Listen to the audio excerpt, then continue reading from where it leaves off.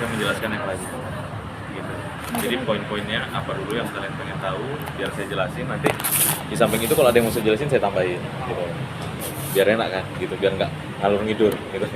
Tapi Kesana kesini. sebelumnya Pak, nanti kami kalau sambil merekam boleh? Oh boleh, sama kayak Poltex sebelumnya sambil Oh, merekam iya, juga iya. ya. Buat dokumentasi. Benar. Karena mau didengar-dengerin lagi kan nanti kan. Jadi udah disiapin poin yang mau ditanyain. Nah, boleh. Sama nih kayak Poltek itu juga kemarin gue udah disiapin. Oh, tapi Pak sebelumnya kalau boleh tahu Bapak di sana posisinya apa Pak? Saya direktur. Direktur. Iya. Yang mendirikan ya. Saya yang mendirikan. Jadi kisahnya pun panjang juga. Ini nanti kita ceritain. Yang penting apa yang kalian mau tahu dulu. Nah, kalau gitu kita mulai dari latar belakang dirinya dulu sih Pak. Oh boleh. Latar belakang pendiri PT. Iya, untuk pendiri PT itu saya sendiri. Jadi saya ini sebagai direktur di PT Impian Sukses Logistik dan komisarisnya itu ibu saya sendiri, ibu kandung. Nah jadi ceritanya dulu saya numpang-numpang nih. Nah ini cerita ya, numpang-numpang bendera orang buat jalanin job saya sendiri. Saya numpang bendera A, numpang bendera B. Di situ juga ada persenan yang saya dapetin, yang saya kasih juga ke company. Tapi modalnya dari mereka semua full. Jadi saya ngerjain dari A sampai Z. Ada risiko pun saya yang nanggung juga. Jadi perih lah, suka dukanya banyak lah dulu. Nah, sampai akhirnya saya udah nggak ngerasa cocok lagi sama persen yang saya dapetin. Itu saya ngomong ke orang tua, kira-kira kalau kita buka PT sendiri gimana? Modalnya gimana? Saya bilang, oh yaudah jalan aja dulu, buka aja dulu kata orang tua. Modal nanti diusahain. Itulah sambil jalan, seadanya lah istilahnya gitu. Sampai akhirnya ya alhamdulillah berkembang sedikit sampai sekarang. Sekarang karyawan saya ada 4. Finance 2, Operation 1, Customer Service 1. Tapi saya sampai sekarang juga masih ikut terjun, malah saya yang paling sibuk gitu istilahnya. Saya kan harus ngurusin semuanya kan dari A sampai Z-nya kan.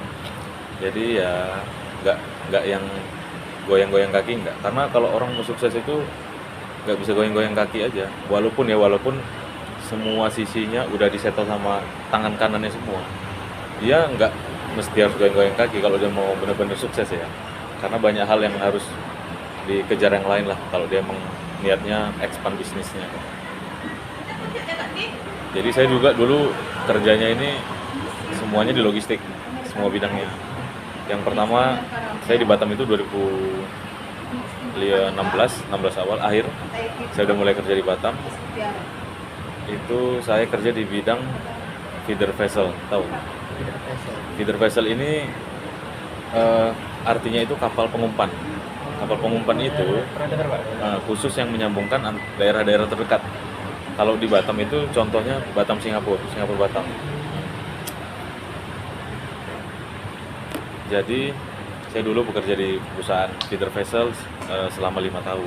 Jenis kapalnya itu RoRo dulu, roll off roll on, yang RoRo lah intinya. Kapal. Jadi dia masuknya kontainer pakai chassis. Tahu chassis nggak? Chassis itu besi yang tataannya kontainer, yang bannya ada beberapa tuh, yang untuk wadahnya kontainer, tau nggak? Pernah lihat? Coba buka dulu di Google biar paham. Chassis kontainer gitu aja. CHASSIS. Jadi kalau saya jelasin lihat gambarnya langsung oh ini gitu kan. Chassis. Ya itu besi itu. Jadi kalau kapal RoRo ngelut kontainer itu harus pakai itu, nggak bisa di stack di diturunkan di kapal sendiri karena susah operasionalnya. Nah itu saya di sana 5 tahun dulu. Itu perusahaan Singapura, salah satu BUMN Singapura namanya Tol Logistik Asia. Itu nama company pertama saya kerja. Cuman saya di Batamnya nih. Nah saya 5 tahun di sana. Setelah itu saya sempat jadi agentnya dari CMA CGM, tahu? CMA CGM carrier, salah satu carrier tau kan? Carrier itu perusahaan pelayaran yang punya kapal, punya kontainer gitu. Jadi ada dua juga nih, carrier itu yang punya kapal, punya kontainer. Pernah dengar NVOCC? Itu dia hanya memiliki kontainer tapi nggak punya kapal. Itu perbedaan antara carrier dan NVOCC. Nanti kalau dosen tanya, tahu nggak NVOCC? Tahu, perusahaan yang punya kontainer aja bu, atau pak dia nggak punya kapal, dia numpang space ke kapal-kapal lain gitu. Tapi kalau carrier, yang namanya carrier itu dia punya kapal, punya kontainer gitu. itu berbeda nih. Jadi saya jadi agent di Batam juga, handle impor waktu itu. Waktu saya handle impor itu saya juga ini berada di company yang ada depot logistik, depotnya juga, depot kontainer. Tahu depot kontainer? Depo kontainer. Tempat perkumpulan kontainer di Batam lah gitu. Tapi kan ada beberapa tempat nih gitu. Jadi depo kontainer itu sebenarnya jantungnya logistik. Jadi depo kontainer itu kalau pengeluaran kontainer pemasukannya lambat, otomatis distribusi kontainer empty dan lain-lain itu terhambat. Otomatis customer juga bakalan lama proses shipmentnya, ya kan? Jadi intinya itu depo, saya kerja di depo itu selama 2 tahun, nyambi jadi agennya CMA CGM gitu. Jadi saya pegang dua ini nih. Saya dipercaya jadi leadernya customer service di depot itu, sekaligus saya juga handle impornya. Itu berjalan, di saat itulah saya juga mulai nggak puas sama apa yang saya dapatin, karena kerjaan waktu itu banyak. Itu saya kerja pagi sampai malam, sampai tengah malam, sampai subuh. Pagi masuk lagi jam 9, jam 10, kayak gitu lagi. Saking banyaknya kerjaan dan orang manpowernya itu sedikit. Jadi bos itu nggak mau tahu, tutup mata dia gimana caranya biar bisa clear lah gitu, nggak peduli dia. Usaha kita dia nggak peduli. Saya jam 3 subuh ke pelabuhan Batu Ampar, nyatatin kontainer, mana yang mau keluar, yang mau diantar, ngarahin tracking. Saya sampai gitu, saya udah handle di office, saya handle di lapangan juga. Jadi ya itu salah satu pahit-pahitnya dulu lah. Akhirnya dari situ saya mulai ada pikiran mau nyari job sendiri buat tambahan. Ini cerita dulu ya, sorry ya, biar enak kan. Pengen nyari job sendiri buat tambahan. Kebetulan di 5 tahun awal itu saya udah punya beberapa relasi ya, dari tracking, dari yang ini, yang itu, yang ini, itu customer juga. Jadi dari situ saya mulai memberanikan diri lah buat offering. Tapi saya waktu itu pura-pura nih gitu, maksudnya dari bendera yang saya pakai, saya mencoba offering jasa saya, tapi aktualnya bukan PT yang saya pakai benderanya untuk mengerjakan, paham nggak? Saya pakai orang lain lagi, relasi saya itu. Nah jadi tapi bendera yang saya pakai dari yang saya kerja. Dapatlah job 1 ekspor LCL yang kecil-kecil, terus sewa alat berat, forklift misalnya 3 ton, keren gitu-gitu. Dapat, lumayan keterusan kan jadinya kok. Ternyata saya bisa. Terus saya belajar lagi ekspor itu pertama kali ke Miri Malaysia yang Sarawak bawah. Itu waktu itu saya ekspor di pipaan gitu, dia pakai kontainer jenis open top 2 unit. Itu saya belum pernah ngapa-ngapain, belum ada pengalaman sama sekali, belum ada. Pertama kalinya saya mencoba itu. Saya bolak-balik lah minta guide sama si carrier kan. Saya kenal baik sama si carrier Jakartanya. Itulah pentingnya kita kalau di logistik itu harus bangun relasi yang kuat dan luas, dan baik juga komunikasinya. Intinya relasi, bukan di logistik aja, semua bidang relasi yang paling penting. Ibarat kata kalian nggak punya skill pun, nggak punya duit, kalian punya relasi, bisa dapat duit. Saya nggak tahu nggak contohnya gimana? Contohnya gimana coba? Kita punya relasi, kita nggak punya duit nih, nggak punya kerjaan, tapi punya relasi. Salah satu contohnya gimana? Coba. Ini kayak yang apa Bapak tadi bilang gitu, kita ambil satu apa namanya sumber, kayak misalnya kan yang punya kontainer dan sebagainya, kita salurkan ke pembelinya. Jadi kayak kita yang punya, tapi kita pakai punya orang lain. Jadi kayak kita jadi perantaranya. Salah satunya gitu. Mungkin yang lainnya juga gini. Kalau kamu punya kenalan pabrik Satnusa, tahu Satnusa ya? Satnusa kan buat elektronik. Kamu kenal mereka. Kamu kenal juga orang yang pemain perusahaan elektronik yang fokus pada distribusi atau pembuatan produksi ya. Kamu sambungin aja ke Satnusa, minta rates dari Satnusa, berapa mau buat HP, speknya sekian, budget sekian. Dikasih Satnusa, kamu oper ke dia. Dia oke, kamu jadi orang tengahnya, kamu dapat fee di situ. Itu contohnya. Simpelnya gitulah. Itu berlaku di berbagai macam bidang ya, bukan hanya logistik. Nah, jadi saya sampai mana tadi? Saya lupa. Sampai dapat job ya, dapat job. Akhirnya ada orang yang ngadu ke bos nih, ke bos saya. Waktu itu saya dipanggil, Raffi, kamu, saya dengar dapat kerja job ini dari mana katanya? Saya nyari sendiri Pak, saya bilang, saya usaha sendiri. Kenapa kamu kayak gitu katanya? Saya pengen dapat tambahan, cuman kan yang saya dapatkan sekarang kurang, saya bilang. Jadi saya perlu cari tambahan dengan cara saya sendiri. Oh nggak boleh kayak gitu, harus masuk ke dalam, katanya. Saya jobnya harus masukin ke dalam PT, dalam hati saya nih, gigit jari dong saya kalau masukin ke dalam, nggak dapat apa-apa pasti.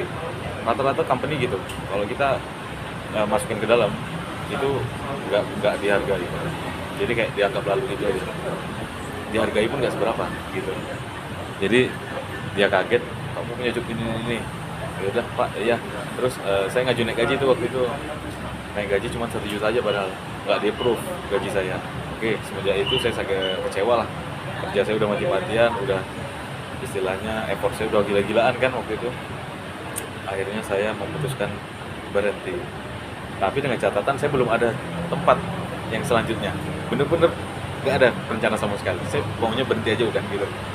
Cuman di situ saya percaya diri karena dengan kemampuan relasi yang baru saya punya itu, saya bisa punya pekerjaan lain atau dapat kerjaan yang lain lah gitu. Akhirnya nunggu sebulan dapat di Batamindo kawasan Batamindo. Nah itu perusahaan feeder vessel juga, sama kayak yang 5 tahun itu dia company Singapura juga. Cuman tujuan saya waktu itu hanya menambah relasi, ilmu, dan intinya relasi sih utamanya. Nambah relasi lagi di situ, dapat lagi jalan sana sini, customer baru ini itu. Saya di situ mulai nggak cocok sama bendera yang saya pakai ini, teman. Mulai nggak cocok pendapatannya gitu, kayak persenannya nggak fair lah gitu. Akhirnya setelah itu saya mulai memikirkan membuat PT sendiri tuh yang tadi saya bilang, ngomong ke orang tua, akhirnya orang tua oke. Disitulah saya mulai buat PT itu. Pas lagi kerja saya buat PT, jalan. Akhirnya dapat tawaran lagi nih di perusahaan Jepang, Proding juga nih yang ini, namanya Kintetsu World Express. Nah itu perusahaan Jepang, saya masuk ke situ niatnya sama, nambah relasi, nambah wawasan. Nah, makin lagi nambah relasi saya di situ, wawasan saya juga makin nambah. Dari saya sempat handle mesin lion mesin pesawat itu 7-8 kali lah saya handle ekspornya sama impornya juga. Jadi saya ngatur semuanya itu, dari staffing, securing kargonya, segala macam lah. Nah itu juga jadi salah satu ilmu. Terus di samping itu saya dapat relasi Jepang. Nah karena kan perusahaan Jepang, based on Jepang kan, jadi adalah kontek-kontekan, sampai sekarang masih kontek-kontekan juga, Singapura juga gitu. Lalu, nah di Kintetsu World Express, PT saya makin berkembang, job saya makin banyak, saya nggak mampu megang lagi. Tapi sebelum saya masuk, saya udah ngomong ke bos yang di PT itu, saya punya PT sendiri, saya punya job. Jadi udah nggak apa-apa, asal nggak ganggu kerjaan di Kintetsu ini, katanya. Ya udah jalan. Makin lama job saya alhamdulillah makin banyak, makin gede, makin sibuk, nggak kepegang lagi. Maksudnya nggak kepegang kerjaan, bukan nggak kepegang kerjaan yang Kintetsu, tapi saya nggak bisa lama-lama duduk di Kintetsu. Jadi satu hari itu saya duduk paling lama 2 jam 3 jam, duduk di dalam ruangan Kintetsu itu. Selebihnya saya keluar, saya ketemu customer, kerja di luar gitu kan. Akhirnya lama-kelamaan bos udah nggak tahan lagi kan lihat tingkah saya, Pak saya jadi keluar. Saya bilang saya bukan nggak berterima kasih, udah terimalah di sini. Justru karena saya nggak mau buat nama bapak makin jelek lagi di mata teman-teman yang lain gitu. Karena kan teman-teman lain pada udah sirik-sirikan semua tuh, si Raffi ini kok enak, maksudnya kerja keluar terus gini katanya, nggak dimarahin bos misalnya kan. Padahal saat itu kerja nggak ada yang masalah, kerjanya oke semua beres. Karena dari awal saya kerja itu terbiasa multitasking. Nah, multitasking, kerjaan ini kan dari waktu CMA itu kerjaan punya saya sendiri. Di Batamindo sama, kerjaan Batamindo kerjaan punya saya sendiri juga. Jadi benar-benar terbiasa multitasking. Buat orang yang nggak biasa itu pasti bakalan ruwet, pusing pasti. Bayangin aja satu waktu chat WA itu masuk 764 sekali masuk. Kita menyelesaikan 2, datang lagi 1, datang lagi 3. Belum yang telepon, belum yang email. Itu kita handle semua di satu waktu. Itu bayangin aja pusingnya gimana.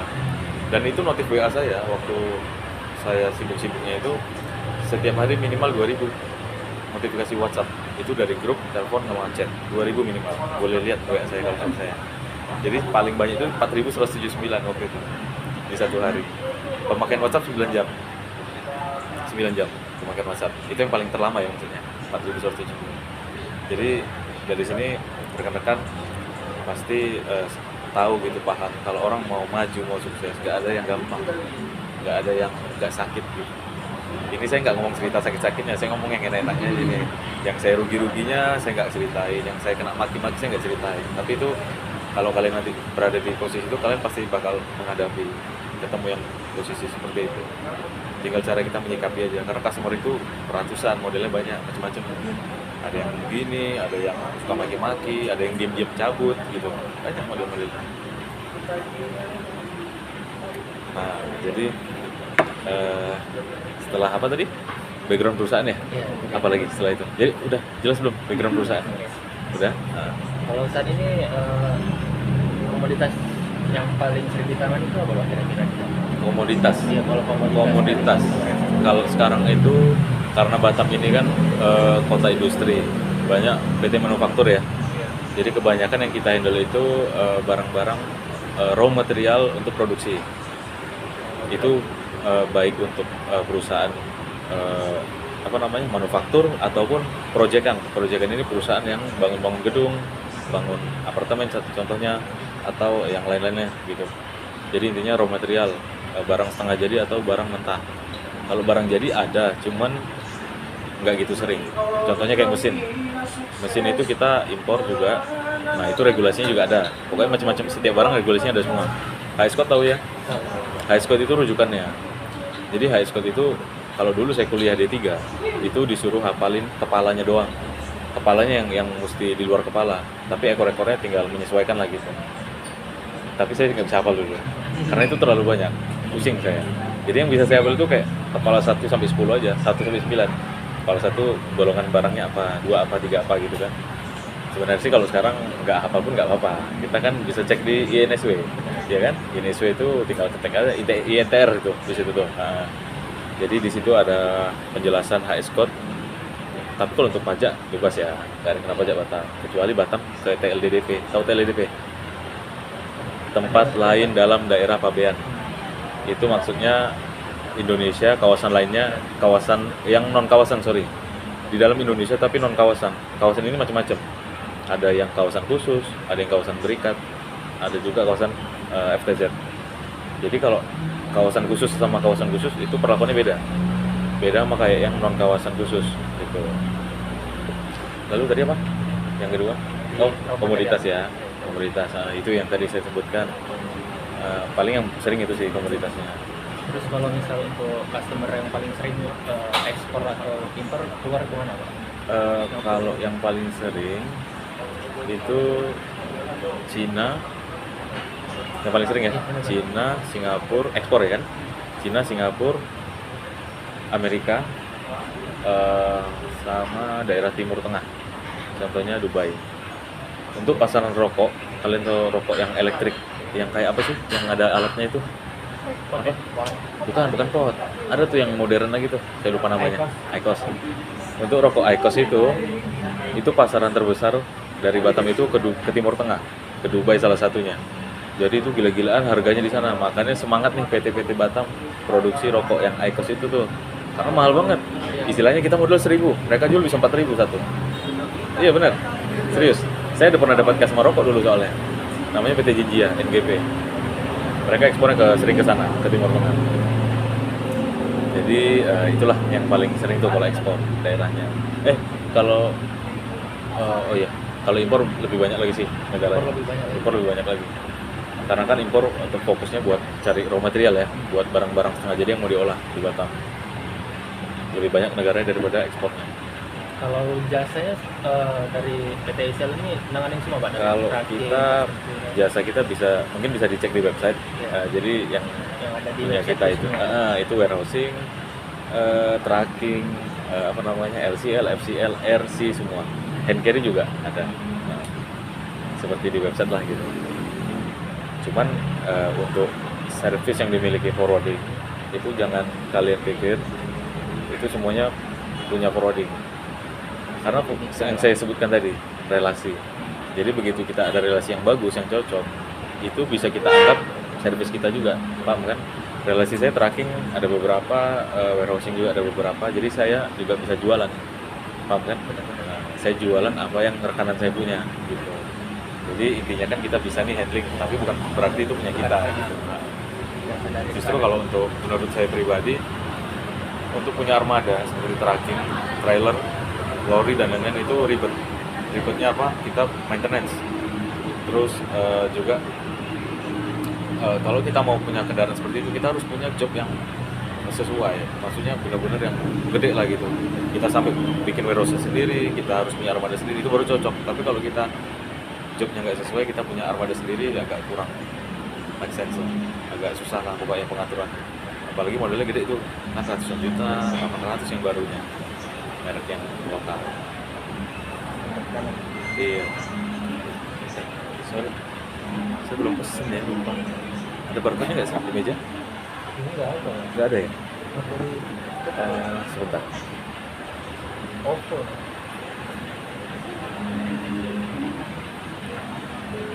Oh, kalau pesan dulu nggak apa-apa.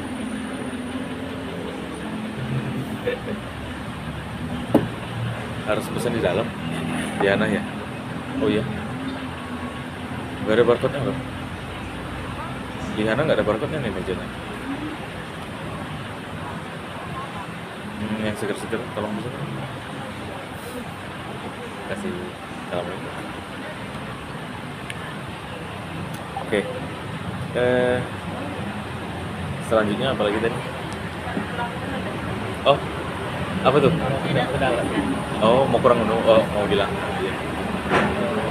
Kalian saya mau ngasih tahu Bang, kalau misalnya kami ini kan sebenarnya proyeknya ini tentang simulasi proses bisnis freight forwarding.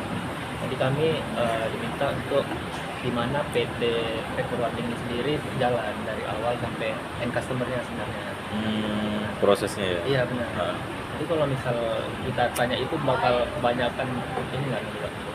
sebenarnya sih untuk apa yang nggak sensitif bagi saya ya, itu pasti saya jelasin. Pasti saya infoin. Kalau misal sensitif juga disamarkan juga apa? Kalau sensitif mungkin bakalan saya hide mungkin ya. Tapi kan saya ngomong dulu nih di awal Iya. gitu kan. Kalau misalnya ada sensitif saya hide gitu. Nggak banyak sih yang sensitif, paling yang nama customer paling mungkin salah kalau itu satunya. kita- Terus rates itu aja paling sensitifnya. Terus ada satu lagi. Sebentar ya. Sebenarnya ini sih nggak sensitif juga sih, tergantung masing-masing orang. Cara membangun komunikasi itu yang juga Iya. paling penting. Karena kita mau banyak relasi, komunikasi kita harus bagus. Iya. Komunikasi kita jelek, kita slow respon, jangan harap punya banyak relasi. Benar? Serius. Karena ya mungkin saya orangnya agak enak lah komunikasinya gitu sama relasi rekanan, mungkin mereka pada nyaman gitu kan, jadinya saya mau buka saya pun enak gitu kan jadinya. Terus ini mau tanya yang Ya, dari alurnya gitu. Pak. Alurnya ya. Alur proses. nah dari cerita saya tadi kan pas harusnya rekan-rekan udah pada paham nih, maksudnya awal pembuatan forwarding itu harus punya apa dulu? Coba relasi, terus apa lagi? Awal kita mau buka forwarding, apa yang harus kita siapin? Dari cerita saya tadi nih, modal, niat, relasi. Selain itu, apa lagi? Pengalaman enggak? Maksudnya pengalaman di forwarding kan kita baru mau buat nih. Paling basic yang lainnya, yang mendukung gitu bahasanya. Karena forwarding ini dia beda, istilahnya di logistik itu dia punya badan sendiri. Kan di logistik luas nih, ada forwarding, ada warehousing, ada depot, ada tracking, ada custom clearance lah segala macam kan. Jadi yang sebenarnya yang paling penting, yang utama yang menurut saya itu customer dulu sama relasi lah, berdampingan. Customer relasi berdampingan nih kita harus punya, karena kita nggak bisa jalan kalau bukan nggak bisa, berat kita jalan kalau customer belum ada. Itu berat, karena teman saya ada juga yang udah buka duluan, customer nyusul, lambat banget progresnya, kasihan.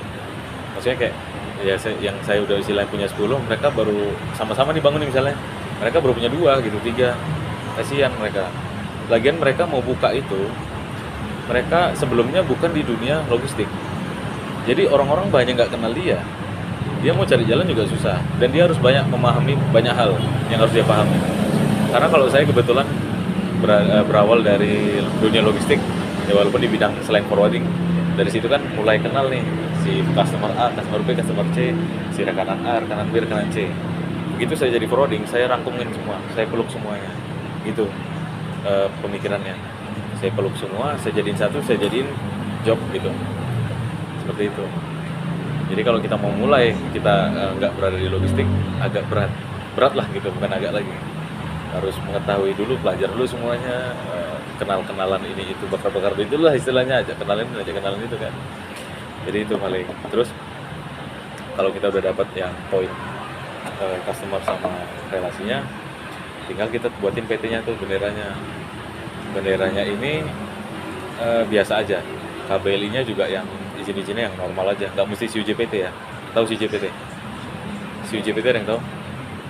CUJPT itu surat izin usaha jasa transportasi. Itu biasanya yang dimiliki sama pemain-pemain tracking atau perusahaan tracking di Batam. Wajib ada itu. Iya, kalau forwarding nggak wajib. Forwarding itu KBLI yang lain juga bisa, karena dia spesialis jasa, hanya jasa, bukan yang memiliki armada. Nggak wajib lah intinya. Kalau punya ya syukur gitu, nggak punya ya udah gitu.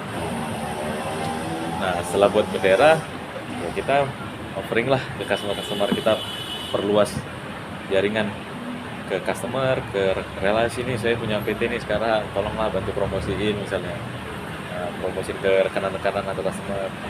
Nah, ini pesan juga buat rekan-rekanan nanti ke depannya, kalau nanti udah punya job sendiri nih, usahain setiap job itu lakukan dengan maksimal, sepenuh hati dan maksimal. Jangan sampai setengah hati, karena gini, contohnya ya, teman saya ada yang rekanan lain forwarding juga, mereka ngejalanin bisnis forwarding setengah hati, kayak nggak pakai hati lah, maksudnya kayak ogah-ogahan gitu lah, ya cuek-cuek lah gitu bahasanya. Akhirnya mereka jarang dapat rekomendasi dari customer yang mereka handle, dan juga promosinya kurang lah dari relasi mereka. Nah, kalau saya alhamdulillah kebanyakan yang datang ke saya ini juga, Pak, saya ini dikenalin dari Mbak ini tuh customer saya. Tandanya saya direkomendasiin sama customer saya ke teman-teman yang lain, pakai ISL atau pakai Pak Raffi gitu, dia gini-gini misalnya kan. Nah, saya kebanyakan gitu. Nah, sekarang ini juga yang bikin relasi saya makin banyak, saya sama Temas, tahu Temas? Temas itu salah satu carrier domestik, khusus domestik. Temas, Pil, Meratus, Tanto, itu carrier di domestik. Jadi saya sama pusat Temas, nah salesnya, saya punya hubungan baik. Semenjak hubungan baik itu ada, apapun yang dibutuhin sama rekanan forwarding di Jakarta untuk ke Batam, pasti sales ini rekomendasiin saya. Bisa dibilang 95% dia pasti rekomendasiin saya. Misalnya nih ada forwarding di Jakarta, Pak, saya ada barang ke Batam, mau minta tolong dong rekomendasi agent di Batam, si Pak Raffi nih misalnya. Nah itu, jadi banyak, WA saya jadi banyak ya gara-gara itu juga sebenarnya. Banyak kontak saya, Pak Raffi, saya dari Jakarta, dari PT ini mau minta tolong tracking misalnya, atau cargo custom clearance misalnya. Ya Pak, bisa gini. Nah, salam kenal ya Pak, misalnya gitu kan. Itu yang paling penting. Jadi usahain apa yang kalian buat nanti, kerja ataupun bisnis, sepenuh hati, serius. Jangan pikirin drama-drama yang bakal terjadi, karena itu udah pasti ada. Drama tuh pasti ada di kerjaan, kayak yang ngomongin, yang gunjingin, yang sikut menyikut, itu pasti ada, nggak mungkin nggak ada. Walaupun kalian kerja 3 orang satu company, pasti ada yang toksik, walaupun sedikit. Jadi itu udah umum. Yang penting kalian fokus, ambil ilmunya, pengalamannya, dan lain-lain lah yang penting gitu. Jadi pesan saya sih itu, buat di lapangan kerja, sama kalau kalian udah punya bisnis masing-masing nanti, apapun bisnisnya sih sebenarnya, bukan logistik aja. Karena begitu kita pakai hati full lah, kita ini customer juga puas, seneng kan, dia bakal repeat gitu.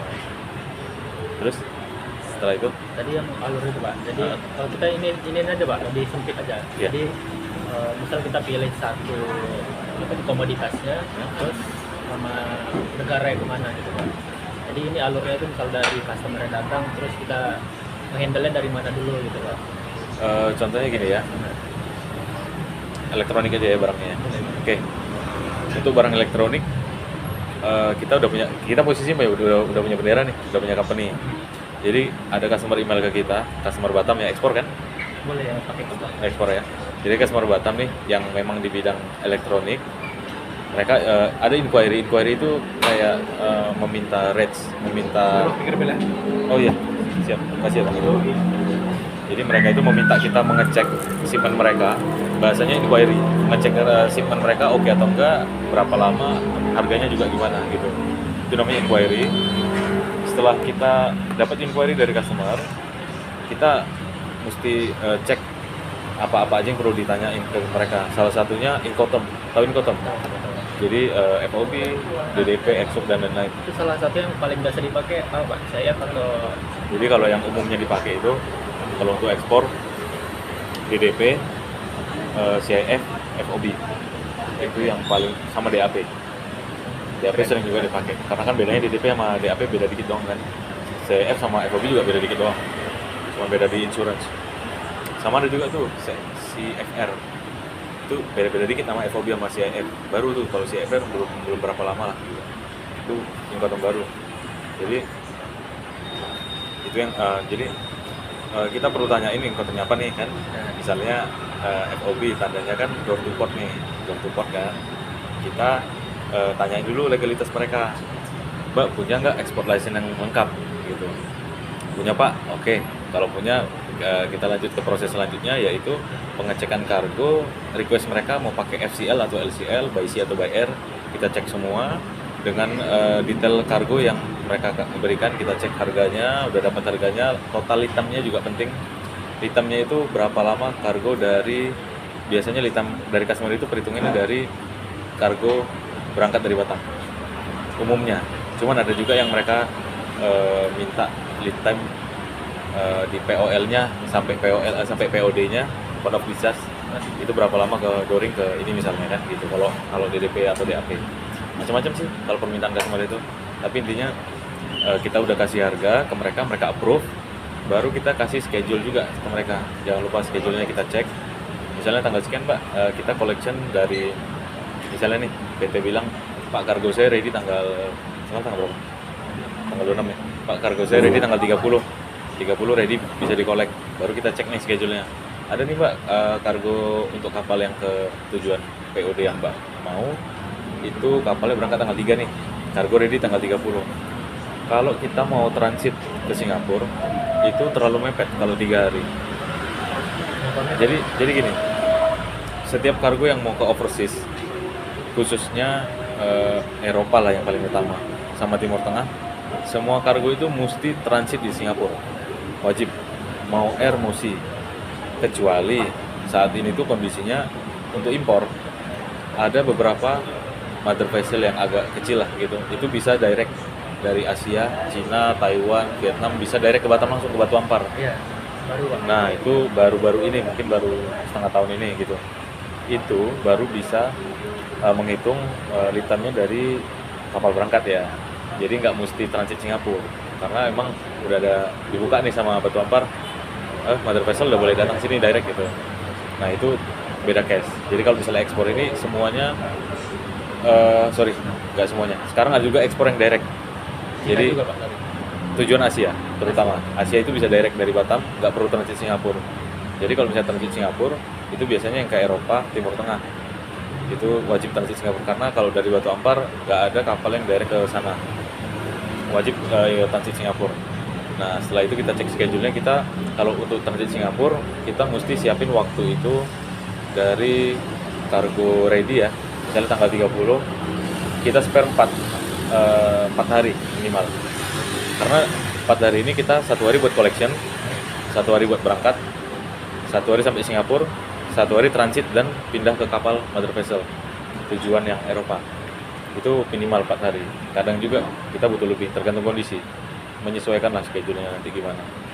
Jadi setelah kita udah kasih schedule, mereka oke, baru kita jalanin tuh. Pertama yang kita jalanin itu, kita minta dokumen, kelengkapan dokumennya kita untuk misalnya nih ekspor permitnya, ekspor PEB, tahu PEB, NPBB atau PEB. Jadi kalau bahasa permit itu macam-macam di Batam. Orang bilang permit sama juga artinya custom clearance. PEB itu sama kayak NPBB, cuman beda penyebutan aja, bahasanya beda, maksudnya sama semua. Nah jadi itu kita yang handle tuh, kita mintain dulu surat kuasa, surat pernyataan. Sebelumnya kita punya PBJK nih. Kalau saya ada merger sama PBJK, jadi saya selalu sediain draft surat kuasa, surat pernyataan ke calon customer. Kalau yang udah deal nih ya, saya kasih nih draft surat kuasa, surat pernyataan, mereka isiin, terus kita yang upload ke sistem bea cukai namanya CESA. CESA. Nah, CESA itu customer bisa akses, PBJK bisa akses juga. sekarang itu ini agak cerita sedikit ya. Sekarang itu kenapa kerjaan PPJK itu agak kurang? Karena sekarang customer itu end user mereka bisa ngentri dokumen sendiri buat SPPB dan NPWP sendiri. Cuman nggak semua, karena beberapa dari mereka itu nggak mau repot. Karena repotnya gini, ini kalau ada apa-apa kita butuh orang yang ke lapangan gitu kan. Walaupun sekarang itu udah sistem pakai barcode otomatis.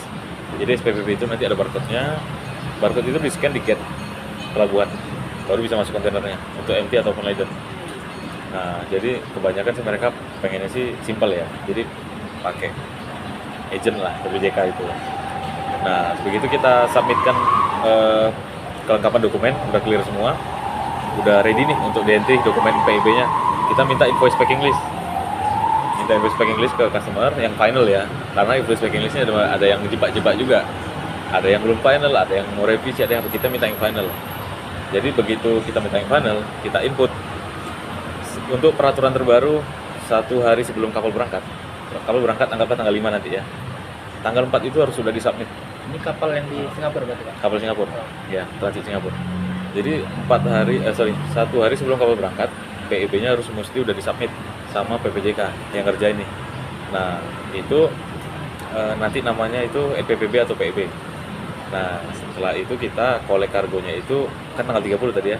Nah kita kolek kargonya tanggal 30, kita keep di CY. CY itu tahu? Container yard. Jadi itu lapangan penumpukan kontainer sebelum kontainer itu naik ke kapal. Ngumpul dulu bahasanya. Jadi di Batu Ampar itu masuk gate ada lapangan nih macam-macam. Ada yang domestik, ada yang internasional, ada yang impor, ada yang ekspor, ada yang pengeluaran pemasukan. Jadi kalau domestik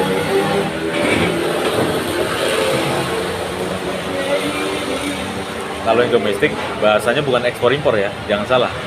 Domestik itu kalau Batam keluar namanya pengeluaran namanya. Batam ke Jakarta, Batam Bandung, Batam Medan, Batam Pekanbaru, pengeluaran, bukan ekspor. Yang namanya ekspor dan impor mesti keluar negeri. Walaupun dia transitnya melalui Medan. Misalnya ada nih salah satu customer dia mau ekspor rokok nih, karena regulasi di Singapura tempat transitnya ini ribet untuk rokok. Jadi dia memilih lewat Semarang. Nah itu dari Batam ke Semarang dulu pakai carrier domestik. Tapi yang dokumen yang dibuatkan ekspor tetap. Ditambah nanti di tujuan Semarang dibuatin dokumen tambahan namanya angkut lanjut. Kalau pernah dengar angkut lanjut, nah, kan ada angkut terus, angkut lanjut, tahu bedanya kan? Angkut lanjut yang Angkut lanjut ganti armada. Ganti armada. Angkut terus nggak turun, tetap pakai armada yang sama. Nah itu bedanya. Jadi mungkin pakai itu baru dokumen ekspornya dipakai lagi, dilampirkan sama dokumen angkut lanjut buat dikolek sama carrier yang untuk ekspor. Nah itu simpelnya. Oke. Jadi sampai mana tadi? Saya lupa tiba-tiba. Ini bedanya domestik sama Oh iya. Tadi pengeluaran ya tadi ya, pengeluaran pemasukan. Nah itu jangan salah ya penyebutannya. Kalau dari Jakarta ke Batam pemasukan namanya. Nah, Jawa ke Batam pemasukan. Terus ada yang kontainer itu Pak, yang mengelompokan kan? oh ya pengelompokan. Jadi kan macam-macam tuh di dalam pelabuhan. Itu mereka nanti pengelola pelabuhan itu mengatur kontainer ini dari gate yang dia laporkan masuk awal itu dari situ udah diinput sama penjaga gate-nya, kontainer apa nih, pakai kapal apa, proyeknya apa, gitu-gitu. Jadi nanti pas masuk dia udah tahu nih tujuannya si driver, diinfo sama si orang gate, atau driver diinfo sama si yang booking party. Misalnya saya yang booking nih, saya info ke driver, nanti temuin si ini di depot ini misalnya. Nanti kita arahin tuh, karena driver kan nggak semuanya tahu, dia nggak paham, dia cuma taunya bawa kontainer aja tuh kemana gitu kan udah. Jadi dia bawa lah, kumpulin kontainer ini untuk CY ekspor yang di kapal, misalnya kapal COSCO nih. COSCO ini salah satu carrier overseas juga. Overseas itu luar negeri ya. Nah jadi udah numpuk. Tanggal berapa tadi berangkatnya? Tanggal 5 ya? Saya bilang tadi. Pada hari berarti. Nah, tanggal 5 atau 4 tadi saya bilang berangkatnya, lupa. Tanggal 5 ya? Nah, tanggal 5 berangkat, udah tuh nanti si forwarding harus update terus ke shipper di Batam. Kalau kapal udah transit, dikonfirm lagi. Walaupun dari awal kan udah tahu schedule-nya nih. Batam ke Singapura, tunggu transit time berapa hari, itu ada juga namanya transit time, itu dwelling time itu. Pernah dengar? Dwelling time itu saya juga kurang ingat nih. Kalau nggak salah itu dia waktu tunggu transit. Jadi kontainer itu semenjak sampai mau transit pindah kapal itu berapa lama, itu ada rumusnya juga kalau nggak salah. Cuma saya lupa tuh dulu. Udah lama banget belajar itu. Nah, jadi itu kalau yang saya tahu sekarang nih untuk free container di PSE, namanya PSE kalau pengelola pelabuhan Singapura ya. Itu kalau di Batam kan Persero, BACT, ya kan? Persero, BACT. Kalau di Singapura itu PSE. Itu salah satu pengelola pelabuhan di Singapura. Jadi PSE itu ngasih free time kontainer rata-rata ya untuk yang ke overseas 8 hari dari semenjak kontainer tiba. Jika lewat dari 8 hari itu kesalahan dari si carrier yang punya kontainer, itu ditanggung si carrier cost-nya. Tapi kalau kesalahannya yang ditimbulkan dari booking party atau customer shipper, itu bakalan dicas tuh. Mahal itu kalau di Singapura, apa-apa mahal intinya. Casnya mahal semua di Singapura. Nah, kita update terus tuh ke customer, Mbak udah transit gini-gini nih, tanggal sesuai website carrier, kita mau lanjut lagi ke kapal ini di tanggal ini gitu. Update terus by email, rutin update sambil ini tadi termnya apa ya? DDP apa DAP ya? Ini belum dikasih pemaparan. Oh, FOB.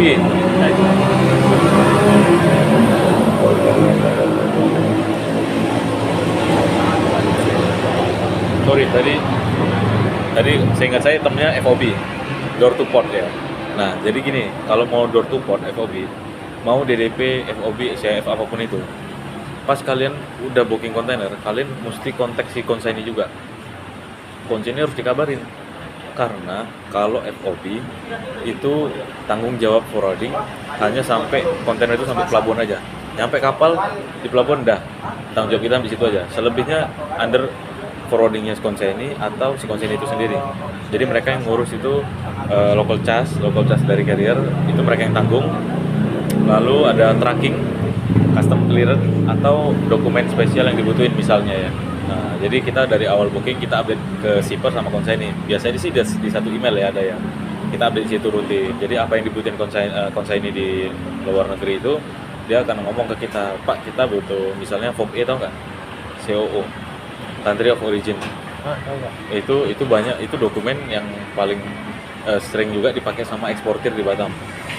Jadi dokumen itu kegunaannya banyak. Saya cuma tahu beberapa aja. Yang pertama itu dia tujuannya untuk mengurangi biaya tax di POD, Port of Discharge. Jadi karena Batam ini FTZ, kita ngeluarin sertifikat yang menyatakan bahwa barang ini berasal dari Batam FTZ nih. Nyampe di sana di negara tujuan ada pengurangan pajak bisa dikurangin dari situ kalau kita buatin COO. Dan juga yang selanjutnya itu dia fungsinya sebagai maksudnya yang menjelaskan barang ini berasal dari mana gitu. Itu yang menjelaskan itu juga, misalnya kita barang ini dari Padang nih gitu, COO-nya Padang, nanti pas ekspor ke luar negeri nanti yang diterima konsignee dokumen itu tuh yang menjelaskan bahwa barangnya dari Padang gitu. Itulah beberapa ini maksudnya. Cuman yang lainnya saya belum tahu juga tuh, karena yang selama ini yang saya tahu itu juga itu aja cuman. Terus kalau tuh CO itu yang buat si customer, makanya saya nggak banyak tahu karena yang buat itu customer yang buat sendiri. Packing list ke invoice. Itu dari Based on itu. Invoice packing list wajib dari yang punya barang. BL baru dari kita, atau kita kan booking party nih posisinya dari kita cek ke customer lagi. Misalnya udah dapat BL nih, draft BL-nya itu kita pas ke shipper misalnya ekspor kan, Mbak udah oke belum BL-nya? Kalau udah oke kita confirm ke carrier, udah oke Pak, kita confirm ke carrier, baru kita siapin PEB-nya dulu. Jadi ya intinya dari awal berangkat kalau FOB mesti kontek-kontekan sampai kargonya diterima, sampai pelabuhan sana mereka urus clearance dengan lancar, tracking segala macam mereka udah bawa ke PT penerima di sana, tugas kita beres. Pokoknya tugas kita beresnya itu nggak bisa saklek, paham nggak? Begitu kontainer nyampe pelabuhan tujuan, kita nggak bisa juga kayak misalnya angkat tangan gitu, kalau ada apa-apa kita nggak mau bantu, nggak gitu juga gitu. Apapun yang dibutuhin mereka kita harus sediain. Jadi bukan berarti kita kontainer itu nyampe di pelabuhan kita nggak mau ikut-ikutan lagi nih, nggak gitu juga gitu. Jadi misalnya si customer bilang, Pak ini kita butuh ini nih, kita butuh ini, kita sediain bantu sampai kontainer itu rilis keluar dari pelabuhan. Kita baru tenang tuh kalau udah segitu. Itu kalau FOB. Itu agak sedikit ribet karena kita harus kontek-kontekan sama konseni. Yang enak itu kalau kita ngurus semua DDP. Nah ini juga nih, jadi kalau kita booking, kita ini ada macam-macam cara untuk range kontainer dan ekspor ini.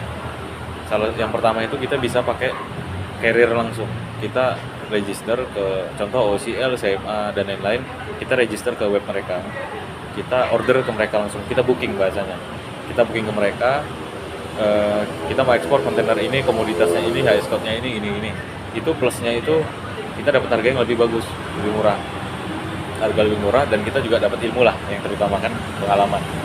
Cuman kalau kita direct booking ke carrier, carrier nggak bisa bantu kita arrange sampai door si penerima dimanapun itu, nggak bisa. Jadi gimana pun, makanya saya bilang tadi kita tetap butuh relasi yang banyak, karena kita pasti butuh relasi di sana, di masing-masing negara tujuan buat support kita di sana. Cuman terkadang relasi kita ini yang di sana mereka juga nggak banyak mau bantu. Beberapa ada agent saya di sana juga, mereka nggak mau kalau hanya handle tracking, custom clearance dan pengurusan di sana. Mereka nggak mau, mereka maunya freight sekalian. Ada yang begitu. Jadi kita demi job ini lancar, mau nggak mau kita harus ngalah. Maksudnya kalau emang itu jalannya ya, kita ngalah. Ya udah deh, yang penting kita dapat profit walaupun dikit, job ini lancar dan dibantuin. Ya kita dapat bantuan dari sana gitu. Karena kan tugas kita nih DDP misalnya kan, door to door. Nah itu sih paling kalau plus minusnya itu, kalau kita pakai agent kita profitnya dikit dan ilmu nggak gitu banyak. Tapi kalau kita ke carrier langsung, profitnya lumayan banyak. Tapi kita nggak bisa dooring sampai sana kecuali ada agent yang mau bantu gitu. Jadi emang begitulah gambarannya ya. Ini simpelnya gitu. Begitu.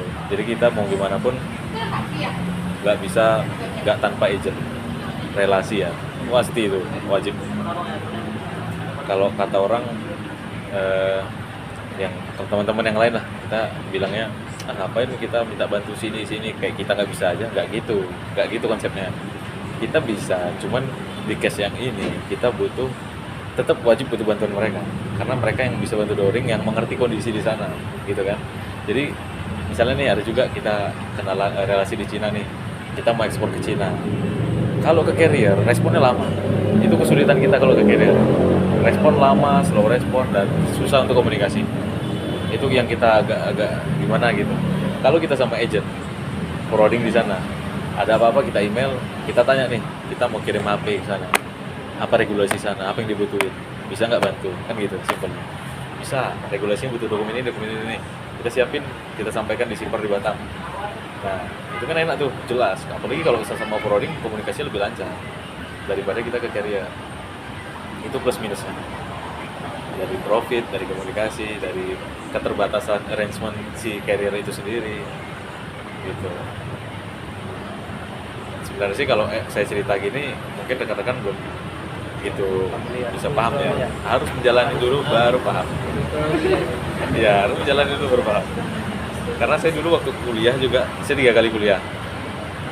Ya saya sorry ya, bukan sombong atau maksudnya mau cerita aja gitu.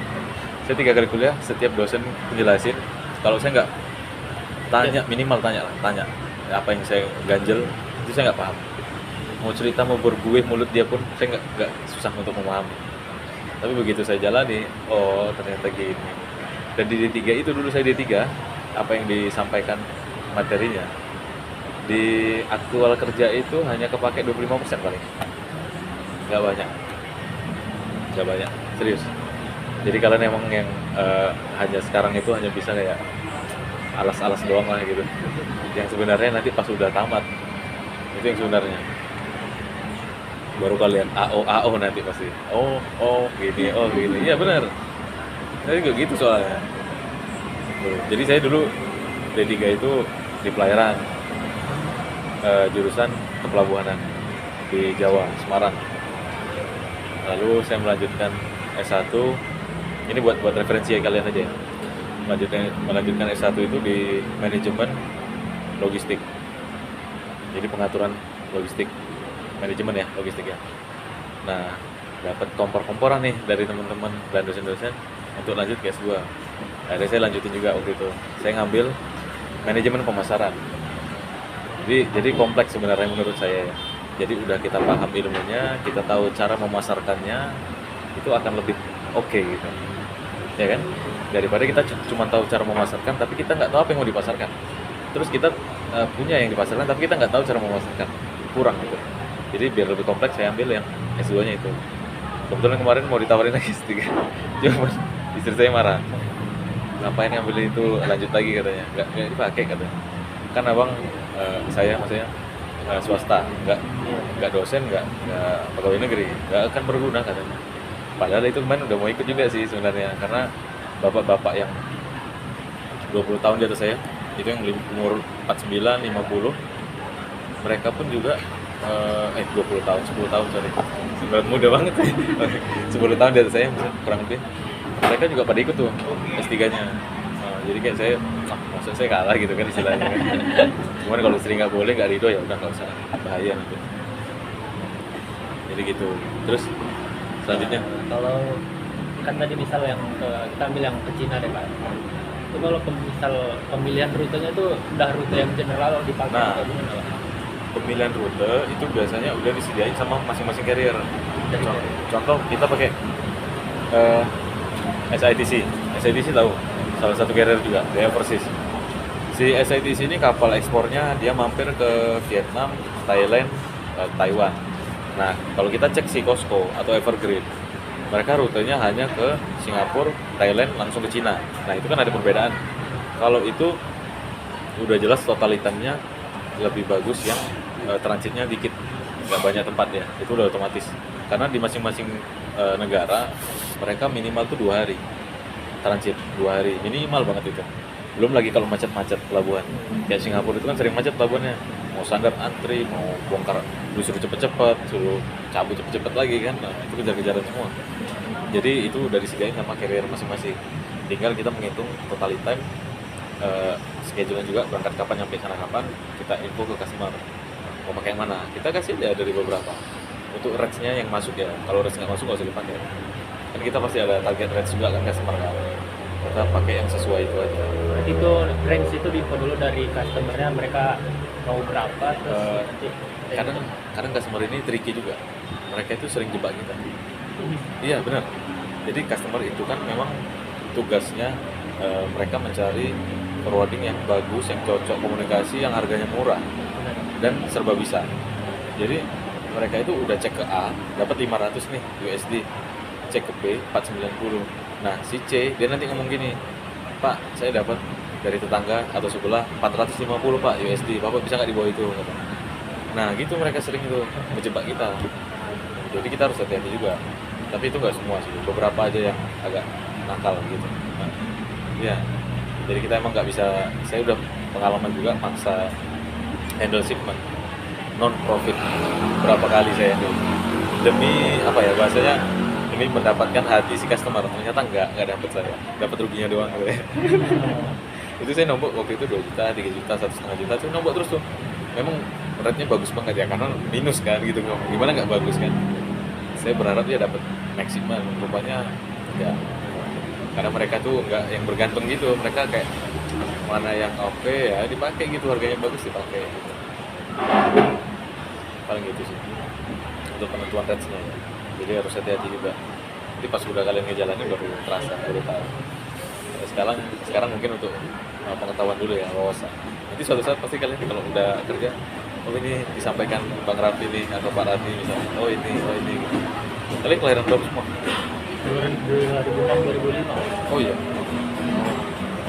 Beda 9 tahun kita. Saya 96. Semoga bisa nyusul Pak jadi direktur 10 tahun juga. 96. Amin. Karena dulu ini saya punya impian. Saya pengen punya usaha apapun itu di bawah 35 tahun. Impian saya dulu. Ternyata alhamdulillah rezekinya di bawah 30 tahun. Gitu. Dan sekarang saya juga lagi prepare bisnis lainnya. Tapi bukan di logistik ya. Karena saya dulu punya bos. Kalian tahu Majesty Group tahu? Kalau di Pegadaian ada tuh Pegadaian Majesty. Pegadaian Majesty tahu nggak? Pegadaian Majesty tahu nggak? Pernah lihat Pegadaian Majesty Tourbillon itu minyak yang swasta itu, tahu kan? Nah itu sama showroom mobil Cherry yang di Thrive, seberang Thrive. Thrive tahu? Thrive itu tempat biliar itu, nggak tahu ya? Oh, iya dah. Pokoknya bos saya itu dulu, dia namanya Majesty Group. Dan saya salutnya itu dia punya bisnis hampir di semua bidang ya. Perminyakan ada Tourbillon, Pegadaian ada Majesty Pegadaian, itu Pegadaian. Showroom mobil ada, depot kontainer ada, perusahaan pelayaran, keagenan kapal ada, PPJK ada. Terus dia showroomnya beberapa sih, ada yang M Auto tahu? M Auto itu punya, dia salah satu pemilik. Sama hotel ini nih, iHotel ini sama Baloy, dia salah satu pemiliknya. Nah itu mantan bos saya dulu, namanya Pak Hadi Ong namanya. Saya termotivasi dari dia, salah satunya ya, dari dia karena dia punya bisnis macam-macam bidang. Itu gimana caranya, kan saya mikirin, wah gimana ya caranya, kok bisa. Maksudnya gini, dia itu, saya sedikit paham lah dari kenapa dia punya bisnis segala bidangnya. Dikala bisnis yang ini sepi, bisnis yang lain maju, bisa bantu bisnis yang ini gitu. Itu ya salah satu yang saya tangkap. Terus juga dia mungkin punya target-target tertentu ya, kayak relasi tertentu yang dia bisa sampai berani bangun bisnis itu gitu. Itu ya salah satunya. Dan kalau bos yang sebelumnya lagi itu yang punya, kalian pernah ke Batu Ampar? Ke Batu Ampar pernah? Lewat aja, Pak. Ada gedung 7 lantai tinggi nggak? Yang dekat-dekat pintu pelabuhan. 7 lantai itu yang paling tinggi salah satunya tuh. Nggak tahu ya? Nggak ngeliat ya? Oh. Jadi, nah bos saya yang sebelumnya lagi, dia yang menjalankan bisnis dari Pak Hadi Ong.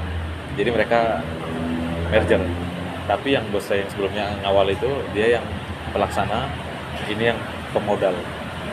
Nah, dua itu sama-sama, itu berbeda company mereka. Yang satu Global Group, yang satu Majesty Group. Nah, kalau yang Global Group itu mafia. Nah, itu dulunya itu. Tapi di logistik ya. Jadi saya sebenarnya ada handle yang kayak gitu-gitu juga sebenarnya sekarang ini. Itu yang saya hide tadi ya. Ini saya buka sekarang. Cuman karena apa ya? Karena saya itu terlahir dari bos yang seperti itu. Jadi sedikit banyak saya punya nyali yang kayak dia juga gitu. Apalagi saya tahu kalau di logistik itu ya. Ya ini bukan ngajarin kalian ya. Ini hanya untuk referensi ya. Kalau kita mau cepat up, ngerjain yang aneh-aneh. Kalau kita mau grow-nya slow, normal, kerjainlah apa yang umumnya di logistik gitu. Itu intinya. Udah. Yang aneh-aneh itu luas maknanya. Itu saya kerjain juga, cuman nggak seperti mantan bosnya, karena dia terlalu ngeri banget gitu. Keren lah dia kalau bagi saya. Iya benar. Nah itulah yang ini. Jadi selanjutnya apa lagi? Sorry lah, saya banyak ngomong ya, sorry. Apa? Karena kalau saya mau menjelaskan itu nggak menambah. Narasumber kan memang harusnya gitu. Oh iya benar. Kalau nanggung nanti kalian sampai rumah, aduh nggak habis lagi penjelasannya tadi kan, nggak puas saya dengerinnya gitu kan.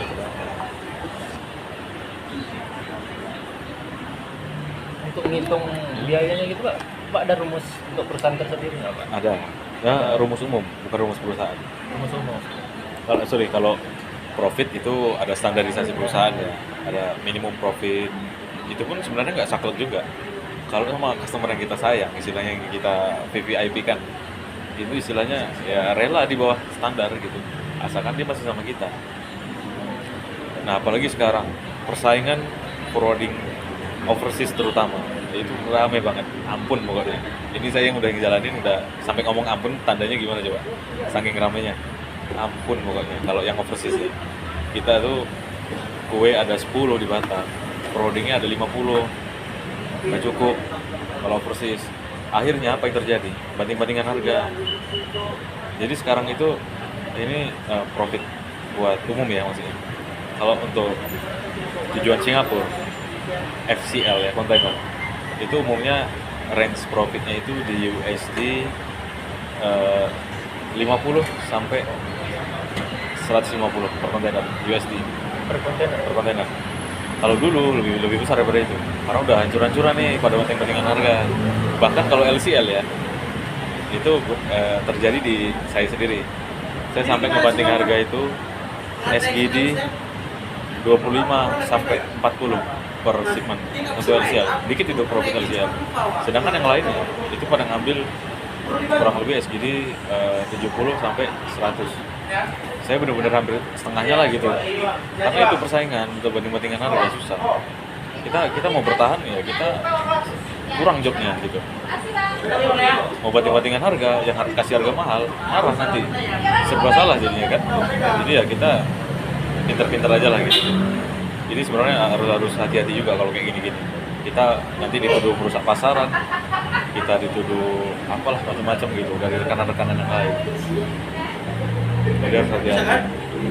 Terus untuk masalah perhitungan kargo, FCL itu rumusnya hanya berpatokan sama Incoterm. Incoterm aja. Incoterm mau apa? FOB, DDP, CF. Dari situ kita kan dapat rates dari carrier nih. Misalnya kita info ke carrier, kalau carrier itu intinya sampai di pelabuhan tujuan sampai port aja.